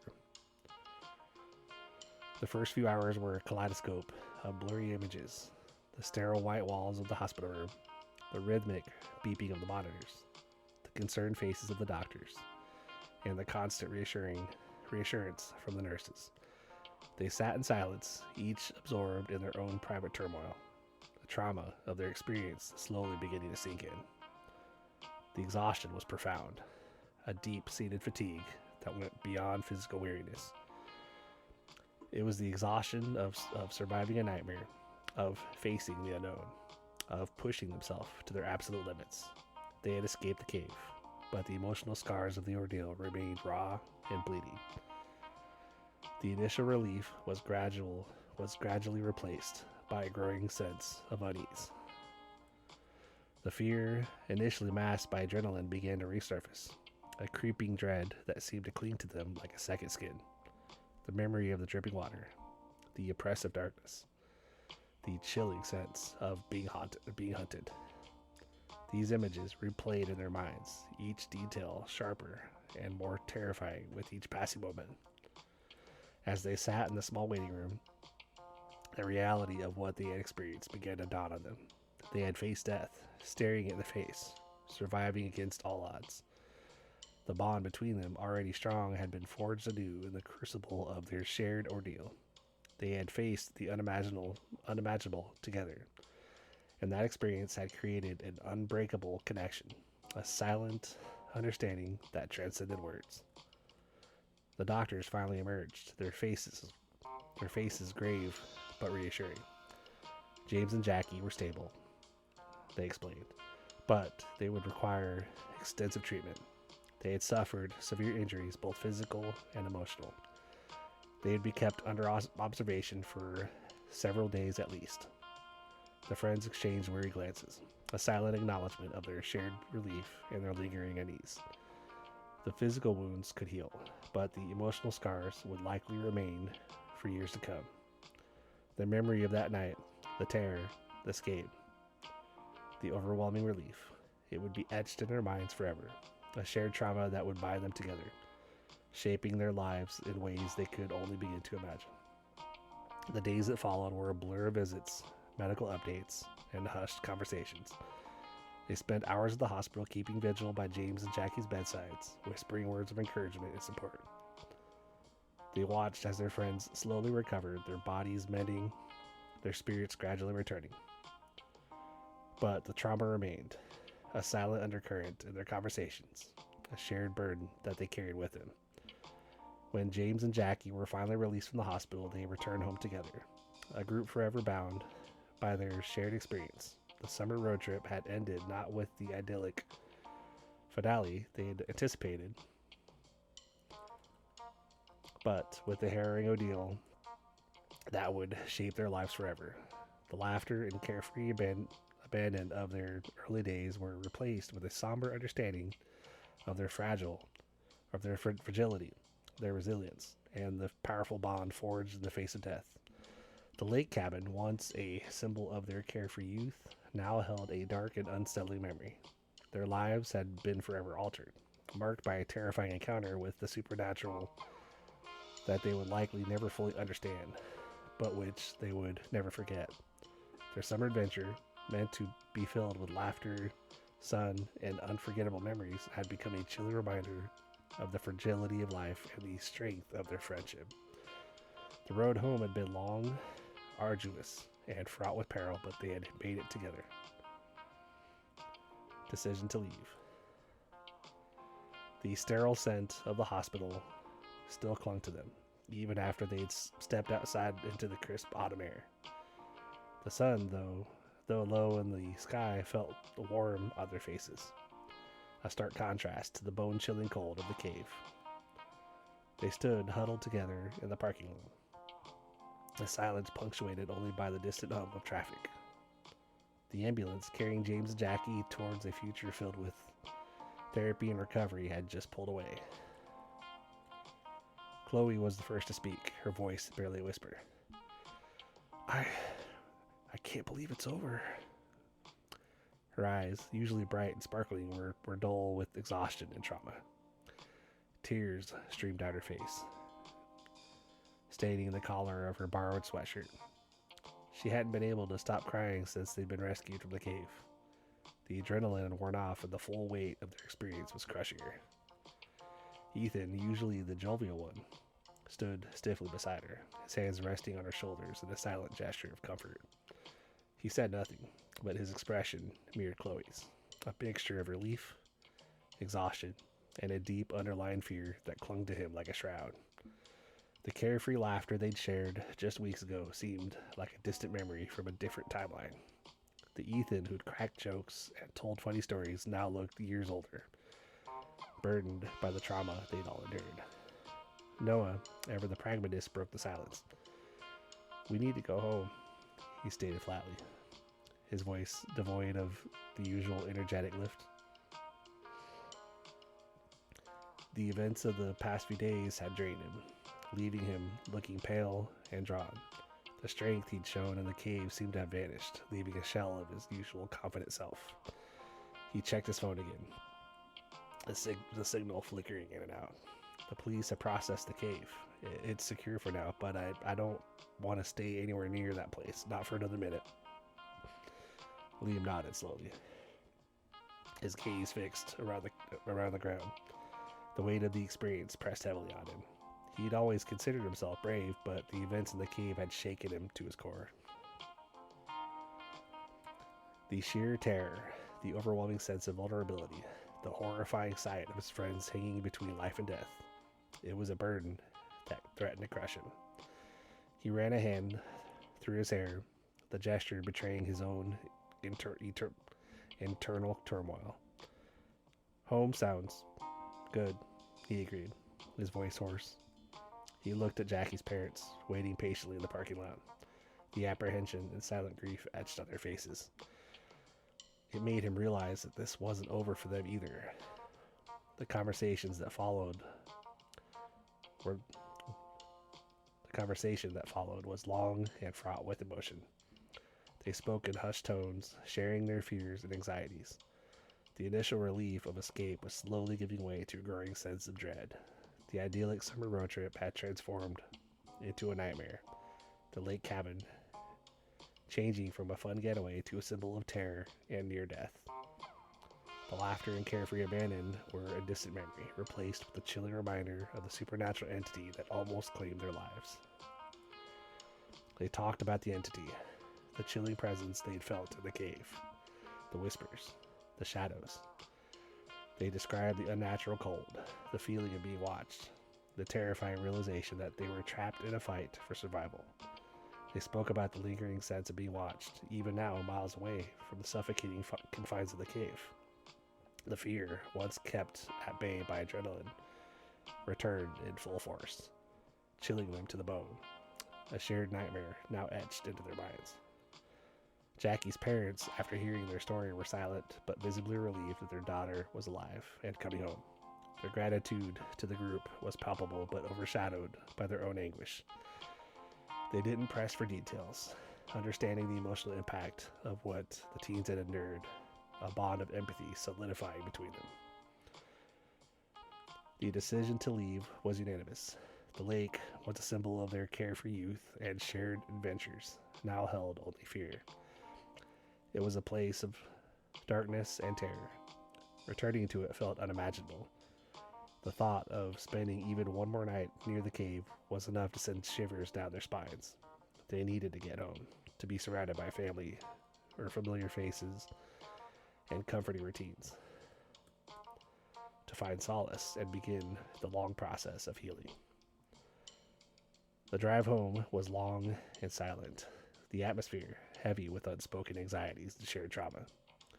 They drove past stretches of quiet country roads, the landscape blurring into an indistinct mass, the image of the cave stubbornly refusing to fade from their minds. The radio played softly in the background, a bland soundtrack to their silent grief. They all experienced the same internal torment, replaying the events of the last few days in their heads, the images vivid and disturbing. Each mile that took them further away from the lake seemed to chip away at that fear, yet the experience still threatened to consume them. The fear manifested differently in each of them. Chloe started experiencing sporadic nightmares, screaming in her sleep, jolting awake with a pounding heart and trembling body. Ethan seemed withdrawn and quiet, his usual energy absent, replaced by a pervasive melancholy that concerned his parents. Noah had an increased susceptibility to jump at sudden noises, his sensitivity to sound escalating to a point where even the ticking of a clock would startle him. And Liam started experiencing periods of intense anxiety, having constant flashbacks of the moments they were being chased in the darkness, the coldness of the water and the feeling of helplessness. As they approached their hometown, a familiar sense of relief washed over them.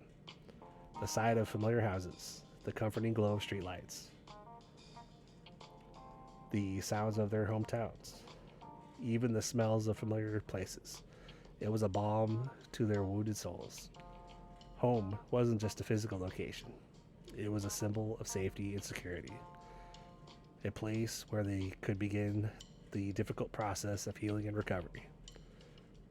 The next few weeks were a blur of doctor's appointments, therapy sessions, and the slow, painful process of readjustments.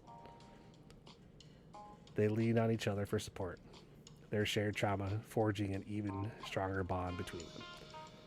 They talked, sometimes for hours, sometimes only exchanging the knowing glances, their shared experience a silent language that spoke volumes. The summer road trip had ended not with the carefree fun that they had anticipated, but with a harrowing experience that would forever shape their lives. The carefree laughter and a youthful abandon of their early days were replaced with a profound understanding of their resilience, their friendship, and their shared scars. They had faced death and emerged victorious, but the memory of their ordeal would forever remain, a constant reminder of their fragility of life and the strength of the human spirit.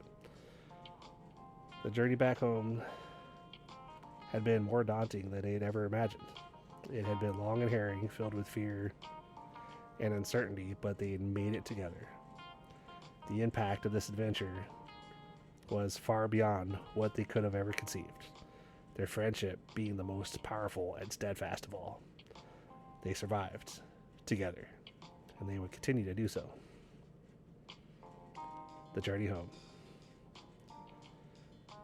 The car, a battered minivan they'd affectionately nicknamed the Wanderer, hummed along the highway, a stark contrast to the echoing silence within. The familiar landscape, once a source of excitement and anticipation, now blurred past like a melancholic slideshow. Each mile felt heavier than the last, laden with the weight of their shared trauma. The laughter that had once filled the vehicle was replaced by a hushed quiet, punctuated only by the occasional sigh or sniffle. Chloe, nestled in the backseat beside Liam, clutched a worn photograph of her and Jackie, their faces beaming with youthful exuberance. The image felt like a relic from a different life, a stark contrast to the gaunt, pale girl currently resting in the hospital bed. The vibrant colors of the photo seemed to mock the muted grays that now dominated her world. She traced the outlines of their faces, a silent prayer escaping her lips. The fear that had gripped her in the cave lingered, a cold hand clutching at her heart, even now miles away from the terrifying chasm. Ethan, driving, kept his gaze fixed on the road, his knuckles wide around the steering wheel. The rhythmic thrum of the engine was a desperate attempt to drown out the insidious whispers in his mind, the echoes of the entity's chilling presence. He could still feel the unnatural cold that had seeped into his bones, the sensation of being watched, the prickling unease that had accompanied every breath. He glanced at Noah in the passenger seat, noticing the man's tense posture, the way his hand repeatedly clenched and unclenched. The usual jovial Ethan found it difficult to find the words of comfort that he longed to offer. Noah, ever the rational one, was battling his own demons. The pragmatism that had served him well in the cave was now a fragile shield against the onslaught of fear and uncertainty. He meticulously researched the local legends, the whispered stories of supernatural entities that supposedly haunted the area. Now, armed with knowledge, the fear was more visceral, more real. He felt a profound sense of responsibility, a burden of knowing that threatened to crush him. He, more than anyone, understood the gravity of their shared experience. He knew that this was just the beginning of their long recovery. Liam, sitting beside Chloe, remained mostly silent, his gaze lost in the passing scenery. The images of the cave, the darkness, the cold, the feeling of utter helplessness played on repeat in his mind. He had witnessed his friends hanging between life and death, and the sheer terror of that moment had etched itself onto his soul. He worried about the long-term impact of their experience. Would they ever fully recover? Would the shadows of the cave forever haunt their memories? As the hours bled into each other, the silence within the minivan became a shared space of grief, a testament to their collective trauma. They weren't simply driving home. They were driving away from a nightmare, leaving behind a part of themselves in the heart of the wilderness. The silence wasn't uncomfortable. It was a testament to their shared experience, a silent conversation that spoke volumes. The occasional exchange of glances, a shared sigh, a gentle touch. These small gestures served as silent confirmations of their shared burden. They were bound together by more than friendship. They were linked by a traumatic experience that had irrevocably altered their lives. Their journey home was a journey of shared healing, a slow, painful process of piecing together the shattered fragments of their summer adventure. The sun dipped below the horizon, casting long shadows across the landscape as they neared their hometown. The familiar lights twinkled in the distance, a beacon of hope in their otherwise bleak landscape. The comforting scent of home, a mix of freshly cut grass and wood smoke, wafted through the air, a gentle caress on their weary souls. Pulling into the driveway of Chloe's house, a wave of exhaustion washed over them. The wanderer felt like a vessel carrying not just people, but a heavy cargo of memories, a silent testament to their arduous journey. The familiar comforts of home, the soft glow of the kitchen lights, the comforting smell of her mother's cooking, were a balm to their wounded souls. But the relief was tinged with a lingering sense of unease, the echo of their ordeal still resonating within them. The subsequent weeks were a blur of doctor's appointments, therapy sessions, and attempts at normalcy. The friends found solace in each other's company, their shared trauma forging an unbreakable bond. They talked, sometimes for hours, sometimes only exchanging knowing glances, their unspoken language a testament to their shared experience. Chloe's nightmare subsided, though the images of the cave still flickered in her mind. Ethan slowly regained his usual cheerfulness, though a shadow of the ordeal still clung to him. Noah's sensitivity to noise gradually diminished, replaced by a new appreciation for silence. Liam's anxiety attacks lessened, though the memory of the terror remained palpable. They celebrated small victories, a good night's sleep, a hearty laugh, a day spent together without dwelling on the past. Slowly, they began to reclaim their lives, weaving a new narrative that encompassed both their ordeal and their resilience. The lake, once a symbol of carefree summers, now held a darker significance.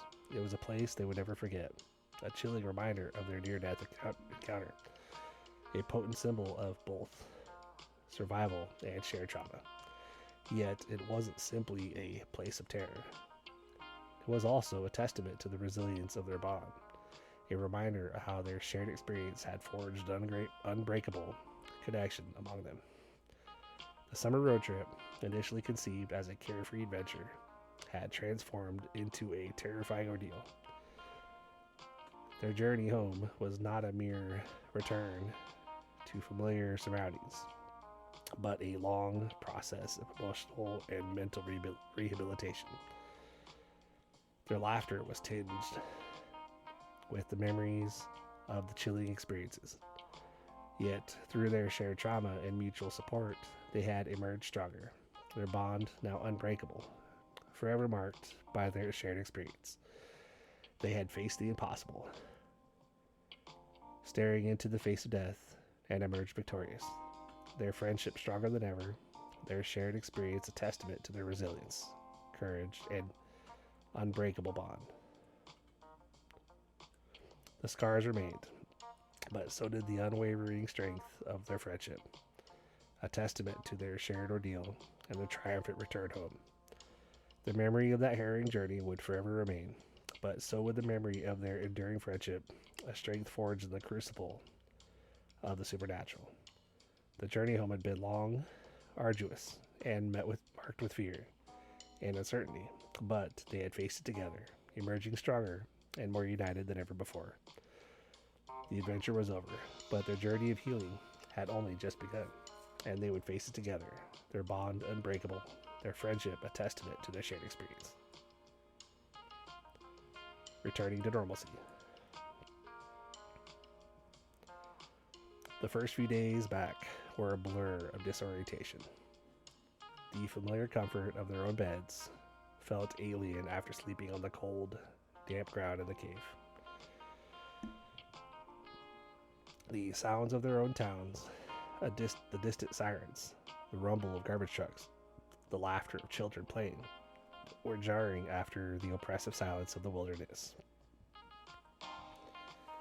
Each mundane task, going to school, eating meals, even showering, felt like an insurmountable hurdle. The mundane realities of life, a stark contrast to the extraordinary events they had just survived. Chloe felt herself staring out the window during class, the sounds of her teacher's voice fading into a distant hum. The vibrant colors of the classroom seemed muted, the laughter of her classmates a painful reminder of the joyous energy that had filled their road trip before the incident. The memory of Jackie's pale face, her shallow breathing, haunted her waking hours and tormented her sleep. She started seeing shadows in her periphery of her vision, fleeting glimpses of the entity that seemed to lurk just beyond the edge of her perception. Sleep offered no respite. Nightmares of the cold, dark cave and the chilling presence of the entity plagued her, leaving her exhausted and emotionally drained. Therapy sessions became a lifeline, a space where she could confront her fears and begin the long process of healing. Ethan, usually the life of the party, found himself withdrawn and quiet. He struggled to connect with his friends, his usual easy laughter replaced by a strained silence. The vibrant energy that had characterized his personality seemed to have been extinguished, leaving behind a hollow shell. He avoided large gatherings, preferring the solitude of his room, where he could retreat into the safety of his own thoughts. He found solace in the repetitive task of his daily routine, a mindless activity that helped him to silence the persistent whispers of the past. Even small things such as the feeling of the steering wheel beneath his palms, the scent of gasoline, triggered the chilling memories of their harrowing journey. He had never felt so acutely aware of his own mortality. Noah, ever the rational one, struggled with the weight of his new understanding. His extensive research had revealed the depths of the supernatural, confirming the reality of their horrifying experience. The comforting illusion of control he had always cherished was shattered, replaced by a lingering sense of vulnerability. He battled insomnia, spending sleepless nights poring over ancient texts and historic lore, attempting to understand the entity that had nearly claimed the lives of his friends. He felt a profound sense of guilt that he hadn't been able to prevent the abduction, a responsibility he carried silently, adding to the weight of his trauma. He attempted to find solace in the familiar structure of his routines, but the chilling memories still pursued him. Liam, initially the most outwardly composed, began to exhibit signs of PTSD. He experienced sudden, debilitating anxiety attacks, his breathing shallow and rapid, his heart pounding like a drum. The simple act of leaving the house became a monumental task. The sights, sounds, and smells that would once have brought him comfort were now triggers, transporting him back to the suffocating darkness and crushing fear of the cave. He sought refuge in his music, using the rhythm and melody as a means to manage his overwhelming anxiety. It was a slow, painstaking process, but with the unwavering support of his friends, he gradually started to find the path towards healing. The group found comfort in their shared trauma, their bond strengthening in the crucible of adversity. They held regular meetings, sharing their experiences, their fears, and their slow progress towards healing. Their conversations were often punctuated by silences, moments where words felt inadequate to express the depths of their shared experience. They learned to recognize and validate each other's struggles, their shared understanding, creating a sanctuary of support amidst the turmoil. They started small, They started small, sharing meals together, watching movies, engaging in activities that once brought them joy. The school provided counseling sessions, recognizing the trauma the group had experienced. The therapists were instrumental in helping each individual process the trauma and find healthy coping mechanisms. They encouraged journaling, mindfulness, exercises, and exposure therapy to gradually desensitize them to their triggers. The school community rallied around their friends, offering support and understanding. Teachers were understanding of their absences and missed assignments, allowing them to heal at their own pace. Their peers, initially hesitant, eventually reached out, offering comfort and friendship. The healing process was slow and arduous, a journey marked by setbacks and breakthroughs. There were days when the shadows of the past seemed overwhelming, when the fear and anxiety threatened to consume them. But through it all, they held on to each other, their shared experiences, forging an unbreakable bond. They learned to celebrate small victories, a good night's sleep, a hearty laugh, a day spent together without dwelling on the past. They learned to trust each other implicitly, a trust born from the shared peril they had faced and survived. They recognized that their trauma was part of their story, but it didn't define them. They were survivors. Their resilience, a testament to their strength and the power of their friendship. Their journey home was not simply a return to a familiar landscape, but a return to themselves. The lake, once a symbol of carefree summers, remained a potent reminder of their terrifying ordeal, but it was also a testament to their resilience, a reminder of their survival and the unbreakable bond they had forged. They knew they would carry the scars of their experience, but they were scars of survival, badges of honor, earned through facing unimaginable fear and emerging stronger, closer than ever before. The memory of their shared trauma would forever be a part of their lives, shaping their perspective and strengthening their resolve. Yet, it was a memory they would face together, their friendship a shield against the lingering shadow of the past. Their return to normalcy was not a return to their old selves, but the creation of something new and stronger, a collective identity forged in the fire of their harrowing adventure. The journey home had been long and arduous, but they had made it together, stronger than ever.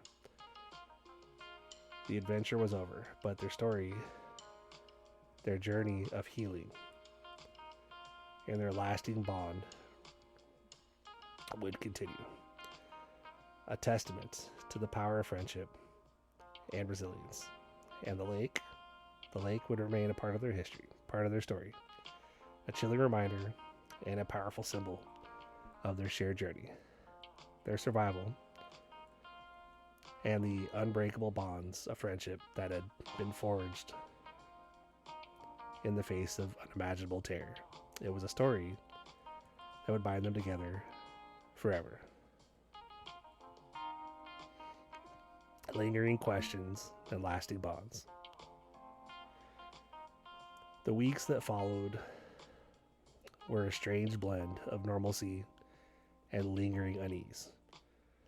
School resumed, the familiar routine, a jarring contrast to the raw chaos of their ordeal.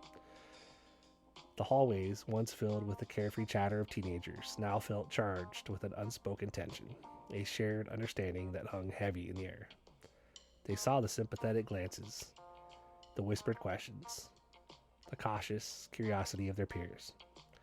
But amongst themselves, there was a silent acknowledgement, a deep-seated bond forged in the fires of their shared trauma. Chloe, despite the therapy and the support of her friends, still found herself battling insomnia. The shadows still danced at the edges of her vision, not menacingly, but like persistent ghosts clinging to the fringes of her perception. She started carrying a small, smooth stone she'd found in the cave, its coolness a grounding presence in her trembling hands when the nightmares returned. The nightmares themselves had shifted. They were less vivid, less terror-filled, but more unsettling. They were filled with a sense of incomprehensible vastness, of cosmic indifference. They no longer featured the entity directly, but instead conveyed a pervasive feeling of being observed, of being insignificant specks in an uncaring universe. The feeling lingered even when she awoke, a subtle discord in the comforting rhythm of her daily life.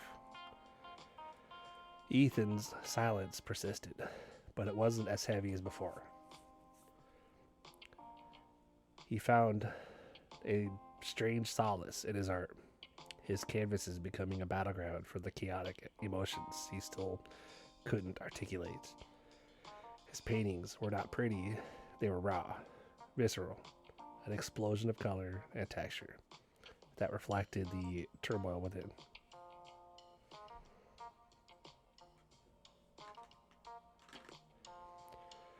He began to incorporate elements from his experience, the twisting branches of the forests, the chilling gray of the cave, the unsettling shimmer of the lake water, into his art, transforming his trauma into a form of self-expression. He still avoided large crowds, but he was slowly re-engaging with his friends, sharing his art, finding a new language for his pain. Noah's research continued, fueled by a desperate need to understand what they'd encountered. He delved into forgotten texts, researching obscure rituals and forgotten lore, seeking answers to questions that might never be answered. His rationality remained intact, but now it was tempered with a grudging acceptance of the inexplicable. He had found a community online, a small network of researchers sharing their findings on similar phenomena, a support system that understood his relentless pursuit of answers and validated his experience. He learned that what they had encountered wasn't unique, but it wasn't exactly commonplace either, adding a sense of both relief and unease. The sheer vastness of the unknown, the infinite possibilities that lay hidden just beneath the surface of reality, was both terrifying and fascinating. Liam's anxiety attacks became less frequent, less intense, but they were still there, a nagging reminder of his vulnerability. Music remained his solace, but he began to write his own music, pouring his fears and anxieties into haunting melodies and lyrics that resonated with a melancholic beauty. He learned to control his breathing, to ground himself, to find moments of peace amidst the lingering unease. His music, initially a coping mechanism, became a form of catharsis, a way to process his trauma and share his experience with others. His gigs were sparsely attended, but those who did come connected with the raw emotion in his music, a testament to the power of shared human experience. Their bond, already strong, deepened through their shared trauma. Their meetings continued, their conversations a tapestry woven with laughter, tears, and a quiet, unspoken understanding. Their shared mundane details, celebrating the small victories, a successful test, a good night's sleep, a shared laugh. They held each other accountable, reminding one another of their progress, of their resilience. They had created a safe space for vulnerability, a sanctuary where they could acknowledge their fears without judgment. The laughter wasn't the same as it had been before, but it was genuine, and it was healing. One evening, huddled around a bonfire in Noah's backyard, a far cry from their disastrous lake trip, they started talking about what happened, not with morbid fascination, but with a calm, almost detached curiosity. They acknowledged that there were still unanswered questions, lingering doubts. Why them? Why that particular lake? What was the entity's purpose? What had truly happened in that hidden cave? They knew they might never find definitive answers, The silence that followed was not comfortable. It was was not uncomfortable. It was a comfortable silence of shared understanding. They had faced the unimaginable, and they had survived. They had stared into the abyss, and the abyss had not swallowed them whole. They had found a strength within themselves, a resilience they never knew they possessed, and a bond that had been forged in fire, a bond that would withstand anything. The final scene found them sitting together under the night sky, the stars twinkling above them like distant, watchful eyes. There was a quiet understanding amongst them, a subtle hint of lingering mystery, a feeling that some things would remain unanswered. But that didn't diminish the triumph of their survival, of their enduring friendship. They were back on track, resuming their lives, their future stretching ahead of them. But they were forever changed, their perspective forever altered. The summer at the lake had been a harrowing ordeal, but it had also been a crucible that had redefined their spirits, strengthening their resolve and deepening their bond. The memory would stay, a potent reminder of their shared experience, a constant companion on their shared journey ahead. Their return wasn't just a physical journey home, it was a return to themselves, stronger, more resilient, and forever bound together by a shared experience that transcended the ordinary. The lingering questions remained unanswered, a quiet hum beneath the surface of their lives. But they were together. And that was all that mattered. Their journey home was complete, but their story had just begun. The end.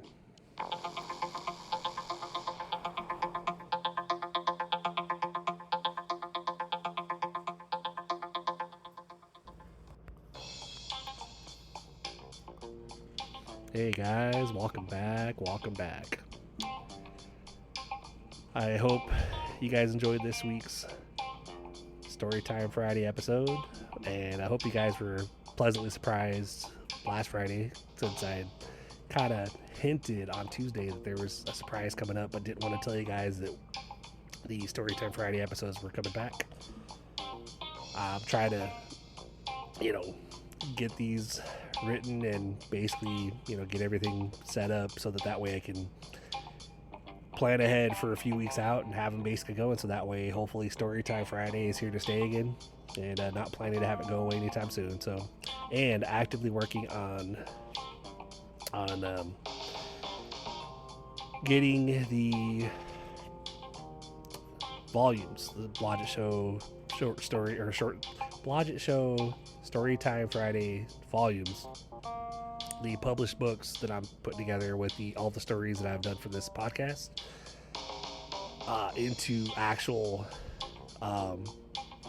books that I'm planning to get published, so that people will be able to go online on like Amazon, Audible and whatnot, and purchase.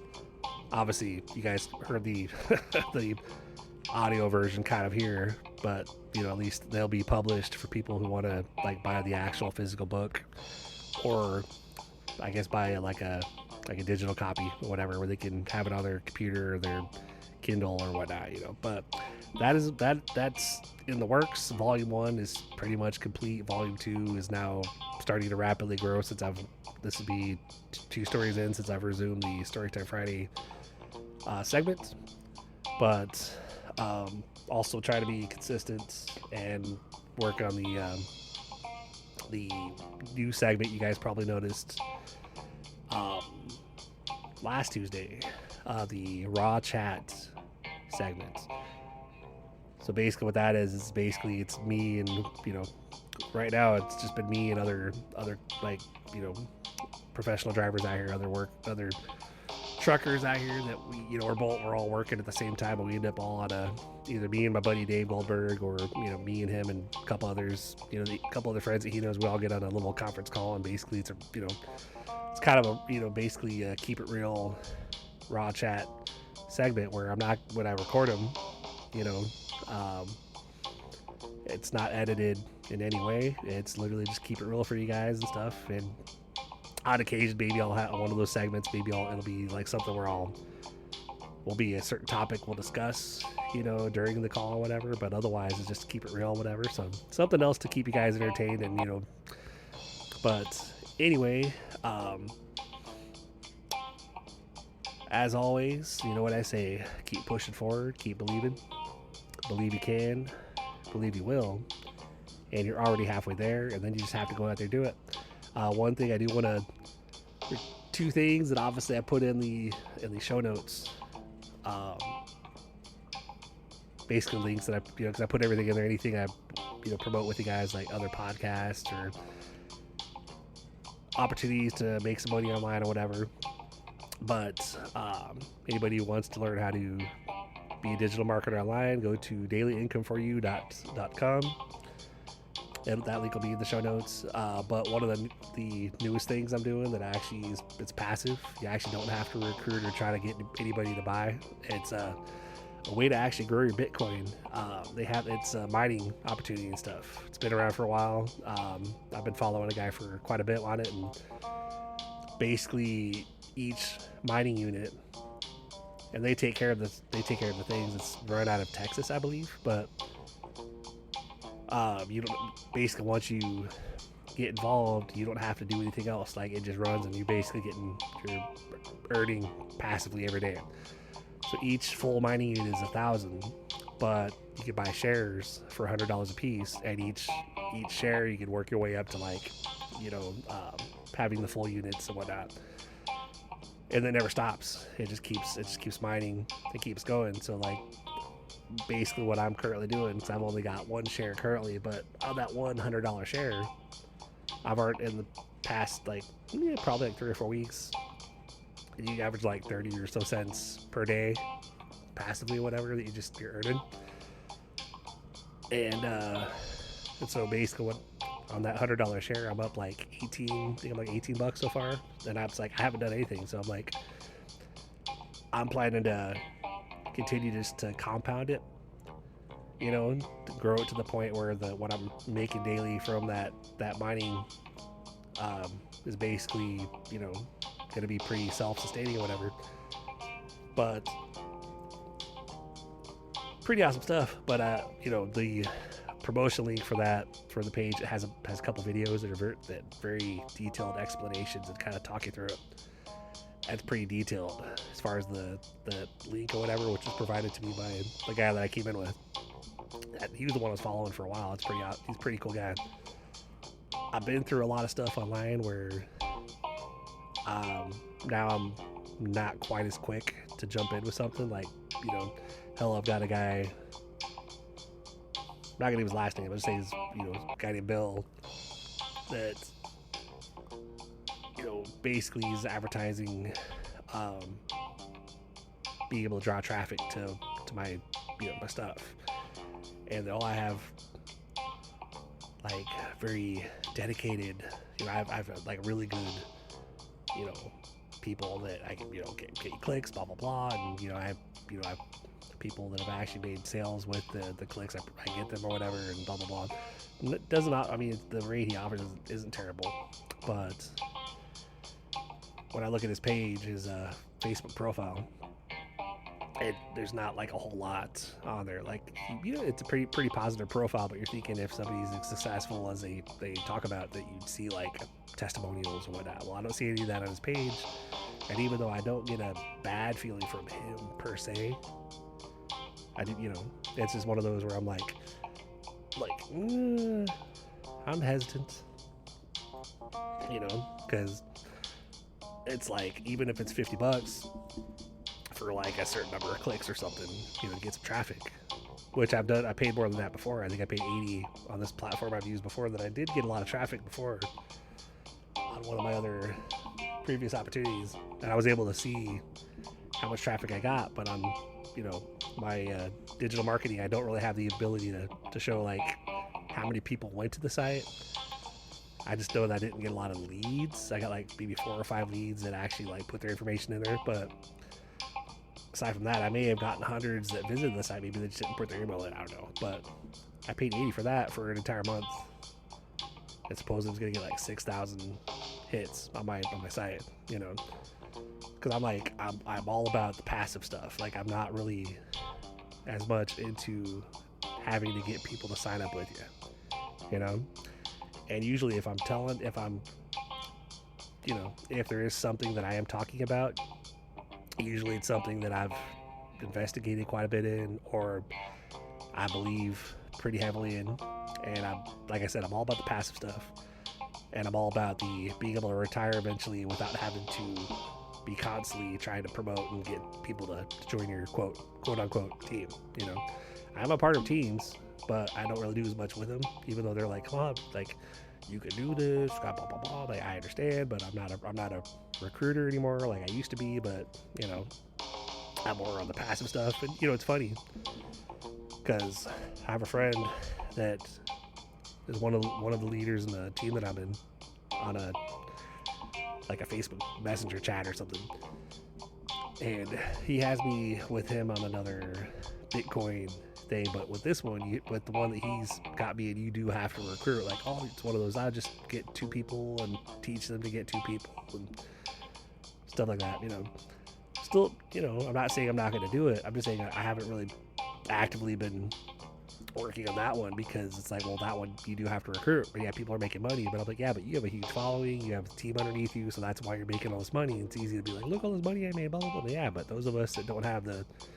huge followings and stuff, yeah, we could talk to people. But I even told them, I said, dude, like, I've, you know, like, I can, yeah, if I have something that's like, you know, if it's something that's really really easy that people can still make money with, sometimes I can get people to come into to check it out. But most of the time, anything that you have to recruit, I can't recruit for the life of me. So, but anything like this Bitcoin mining opportunity that I'm doing, where you don't have to recruit, literally you're just like, you know, once you get your first share, you know, you just, you know, let that grow a little bit till you eventually you have $100 in commission, or, you know, in earnings in your wallet, in your account or whatever. You go in there, you buy another share, and then your earnings per day go up because you have 2 shares instead of 1.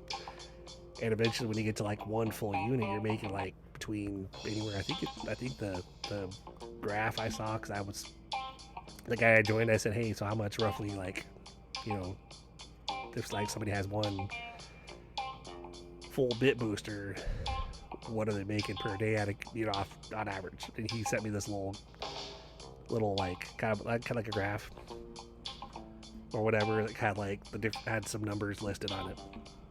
1 full bit booster, that's the $1,000 unit. On average, like between $10 and $30 a day that you're making. And if you get to like, you know, it had every, like, you make this much with 1 booster, this much on 2. It went all the way to 25 and done 25 boosters, so basically 25 $1,000 boosters, which, you know, obviously take your time working your way up there, compounding as you go. It's not a what did I say? It's not a sprint. It's a marathon. You know, you just get, you know, the $100 share and eventually get that up to the, you know, $100 in profit, get another share. That eventually gets you get another share. And then the more you get up there, the faster it's going to grow. And then before you know it, you're compounding really fast or whatever. So I think the graph he sent me, he said like 25 bit boosters was the average yearly income for that, with the mining rewards or whatever, is like 90K per year or whatever. You know, obviously it's not guaranteed. It could be up a little higher, it could be a little lower, you know, but even I've noticed with the 1 share, I've been making like 30 to 40 cents per day. Even with Bitcoin, where it's climbed up to like 90,000 and went down to 70, 76. It's back up to 85. I think it's 90 something now again. It's been pretty consistent. each day. And I had a friend of mine, shout out to my brother Ricco, came in with me or whatever, got a signed up and got his first $100 share. And I've made a few bucks commission off his purchase or whatever. So it's pretty cool, you know, and all I'm really doing is literally just, it's a passive income. You're just, you know, letting it grow until you get, you know, that's the whole thing. Like, you let it grow until it's at an amount per month that you're, or amount daily that you're earning, that you're like, hey, cool, I can stop right here. I'm comfortable with this. All right, cool. You know, and it's passive. You're not that, it's not going to go away. You don't have to bring in more people to keep sustaining that income. So that link, which today I finally got a actual domain to then redirect to my promotion site to make it a little easier. PassiveBitcoin247.com. That's PassiveBitcoin247.com. Check it out. Obviously, that link will be in the show notes as well. But there's a couple videos on there, very informative, and there's even a part on that page that kind of talks about like after you sign up, you create your account, how you go about funding your account, because it can seem pretty complex, but thankfully they describe it pretty good, you know, they explain it pretty good. So it took me a minute to figure it out when I first did it, but then afterwards I was like, oh, okay, because I thought, what the heck am I doing wrong?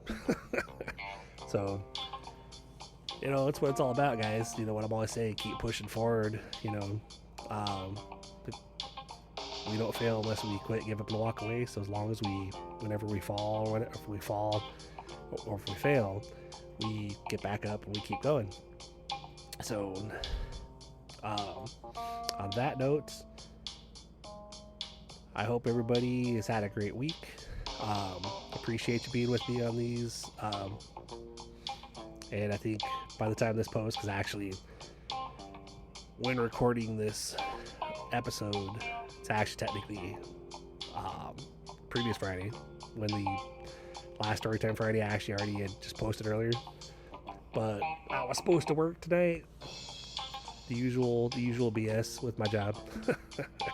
Where Friday night my boss like, I'm trying to confirm with FedEx line haul. I'm trying to confirm. There's a bunch of loads that I'm trying to figure out which ones need to get ran, whatever. So I'm like, so probably definitely running, but we just don't know what I'm doing tonight. He goes, correct. I'm like, okay, 9:30. I'm like, so are we still trying to confirm with FedEx? He goes, yes. I'm like, okay.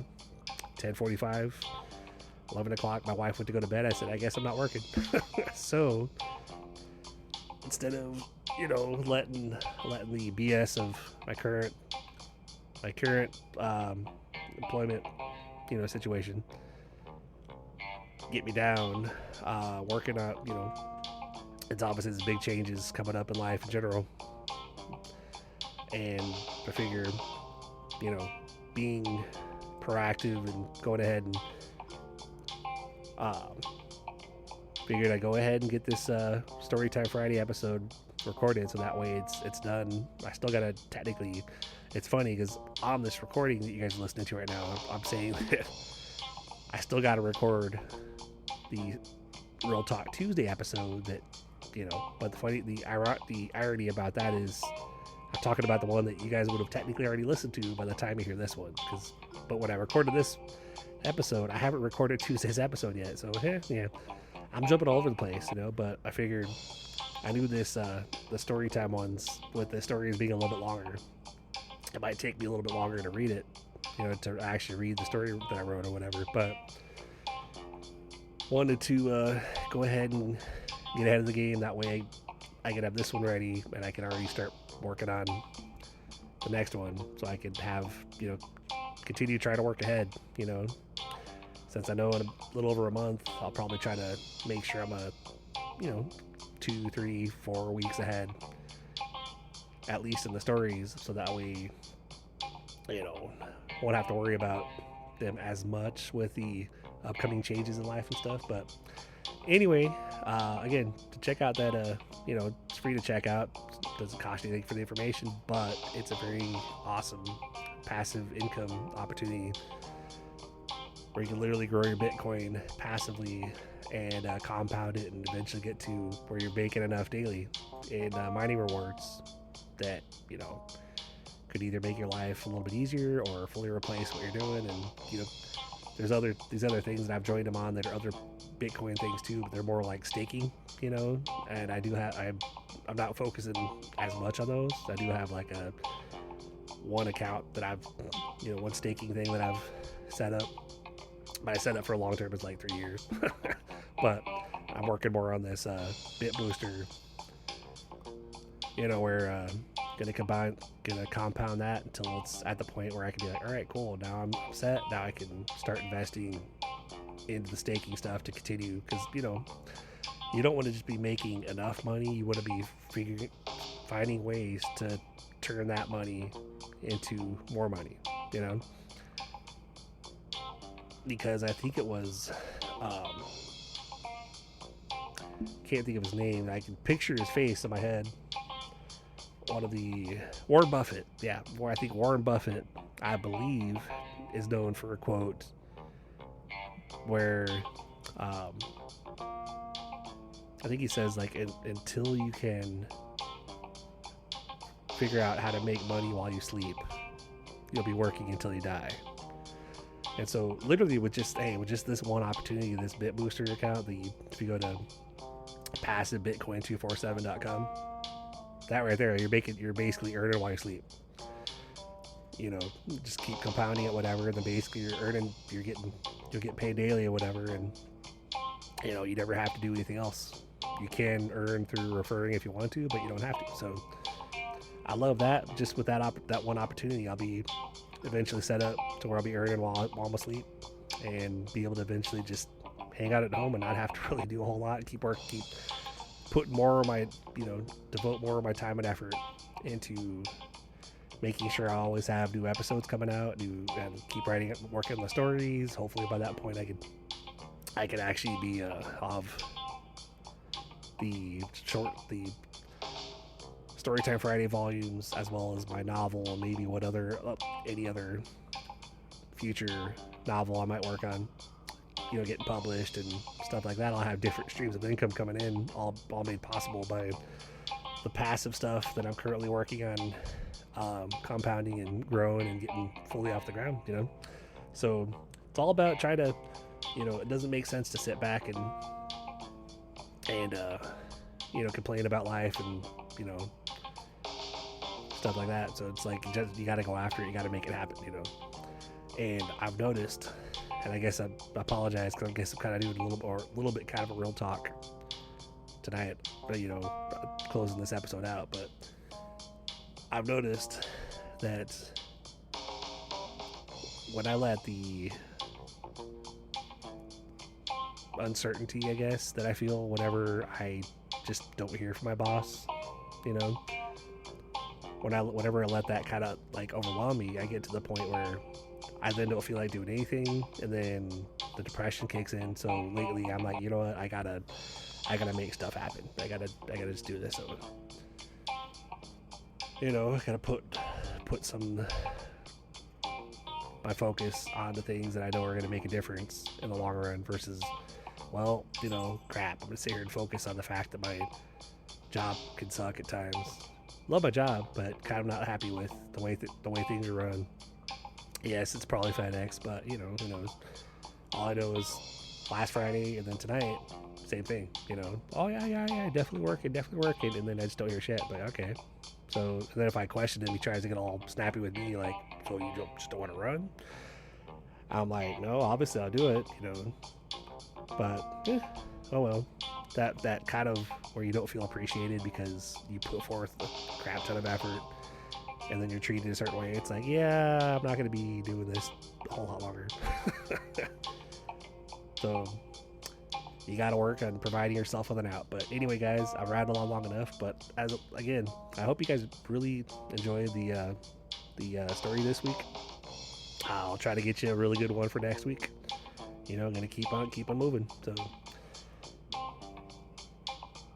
keep doing what you gotta do, keep pushing forward, keep believing, believe you can, believe you will, and you're already halfway there, and then you just have to go out there and do it. But you guys have a great rest of your week, good weekend. I'll see you next week on the Real Talk Tuesday episodes, And the raw chat ones, my plan with those, unless I can get pretty like frequent recordings, is at least every other week for those. Obviously, if it's more frequent, then I will try to get those posted every week. But right now, every other week for those at least. So, but try to keep things interesting and try to keep you guys entertained. And if you like what you hear, then feel free to tell your friends and let them know about the Blodgett Show. Always trying to grow. So anyway, as always, appreciate you, and we'll talk to you in the next one. Have a good one.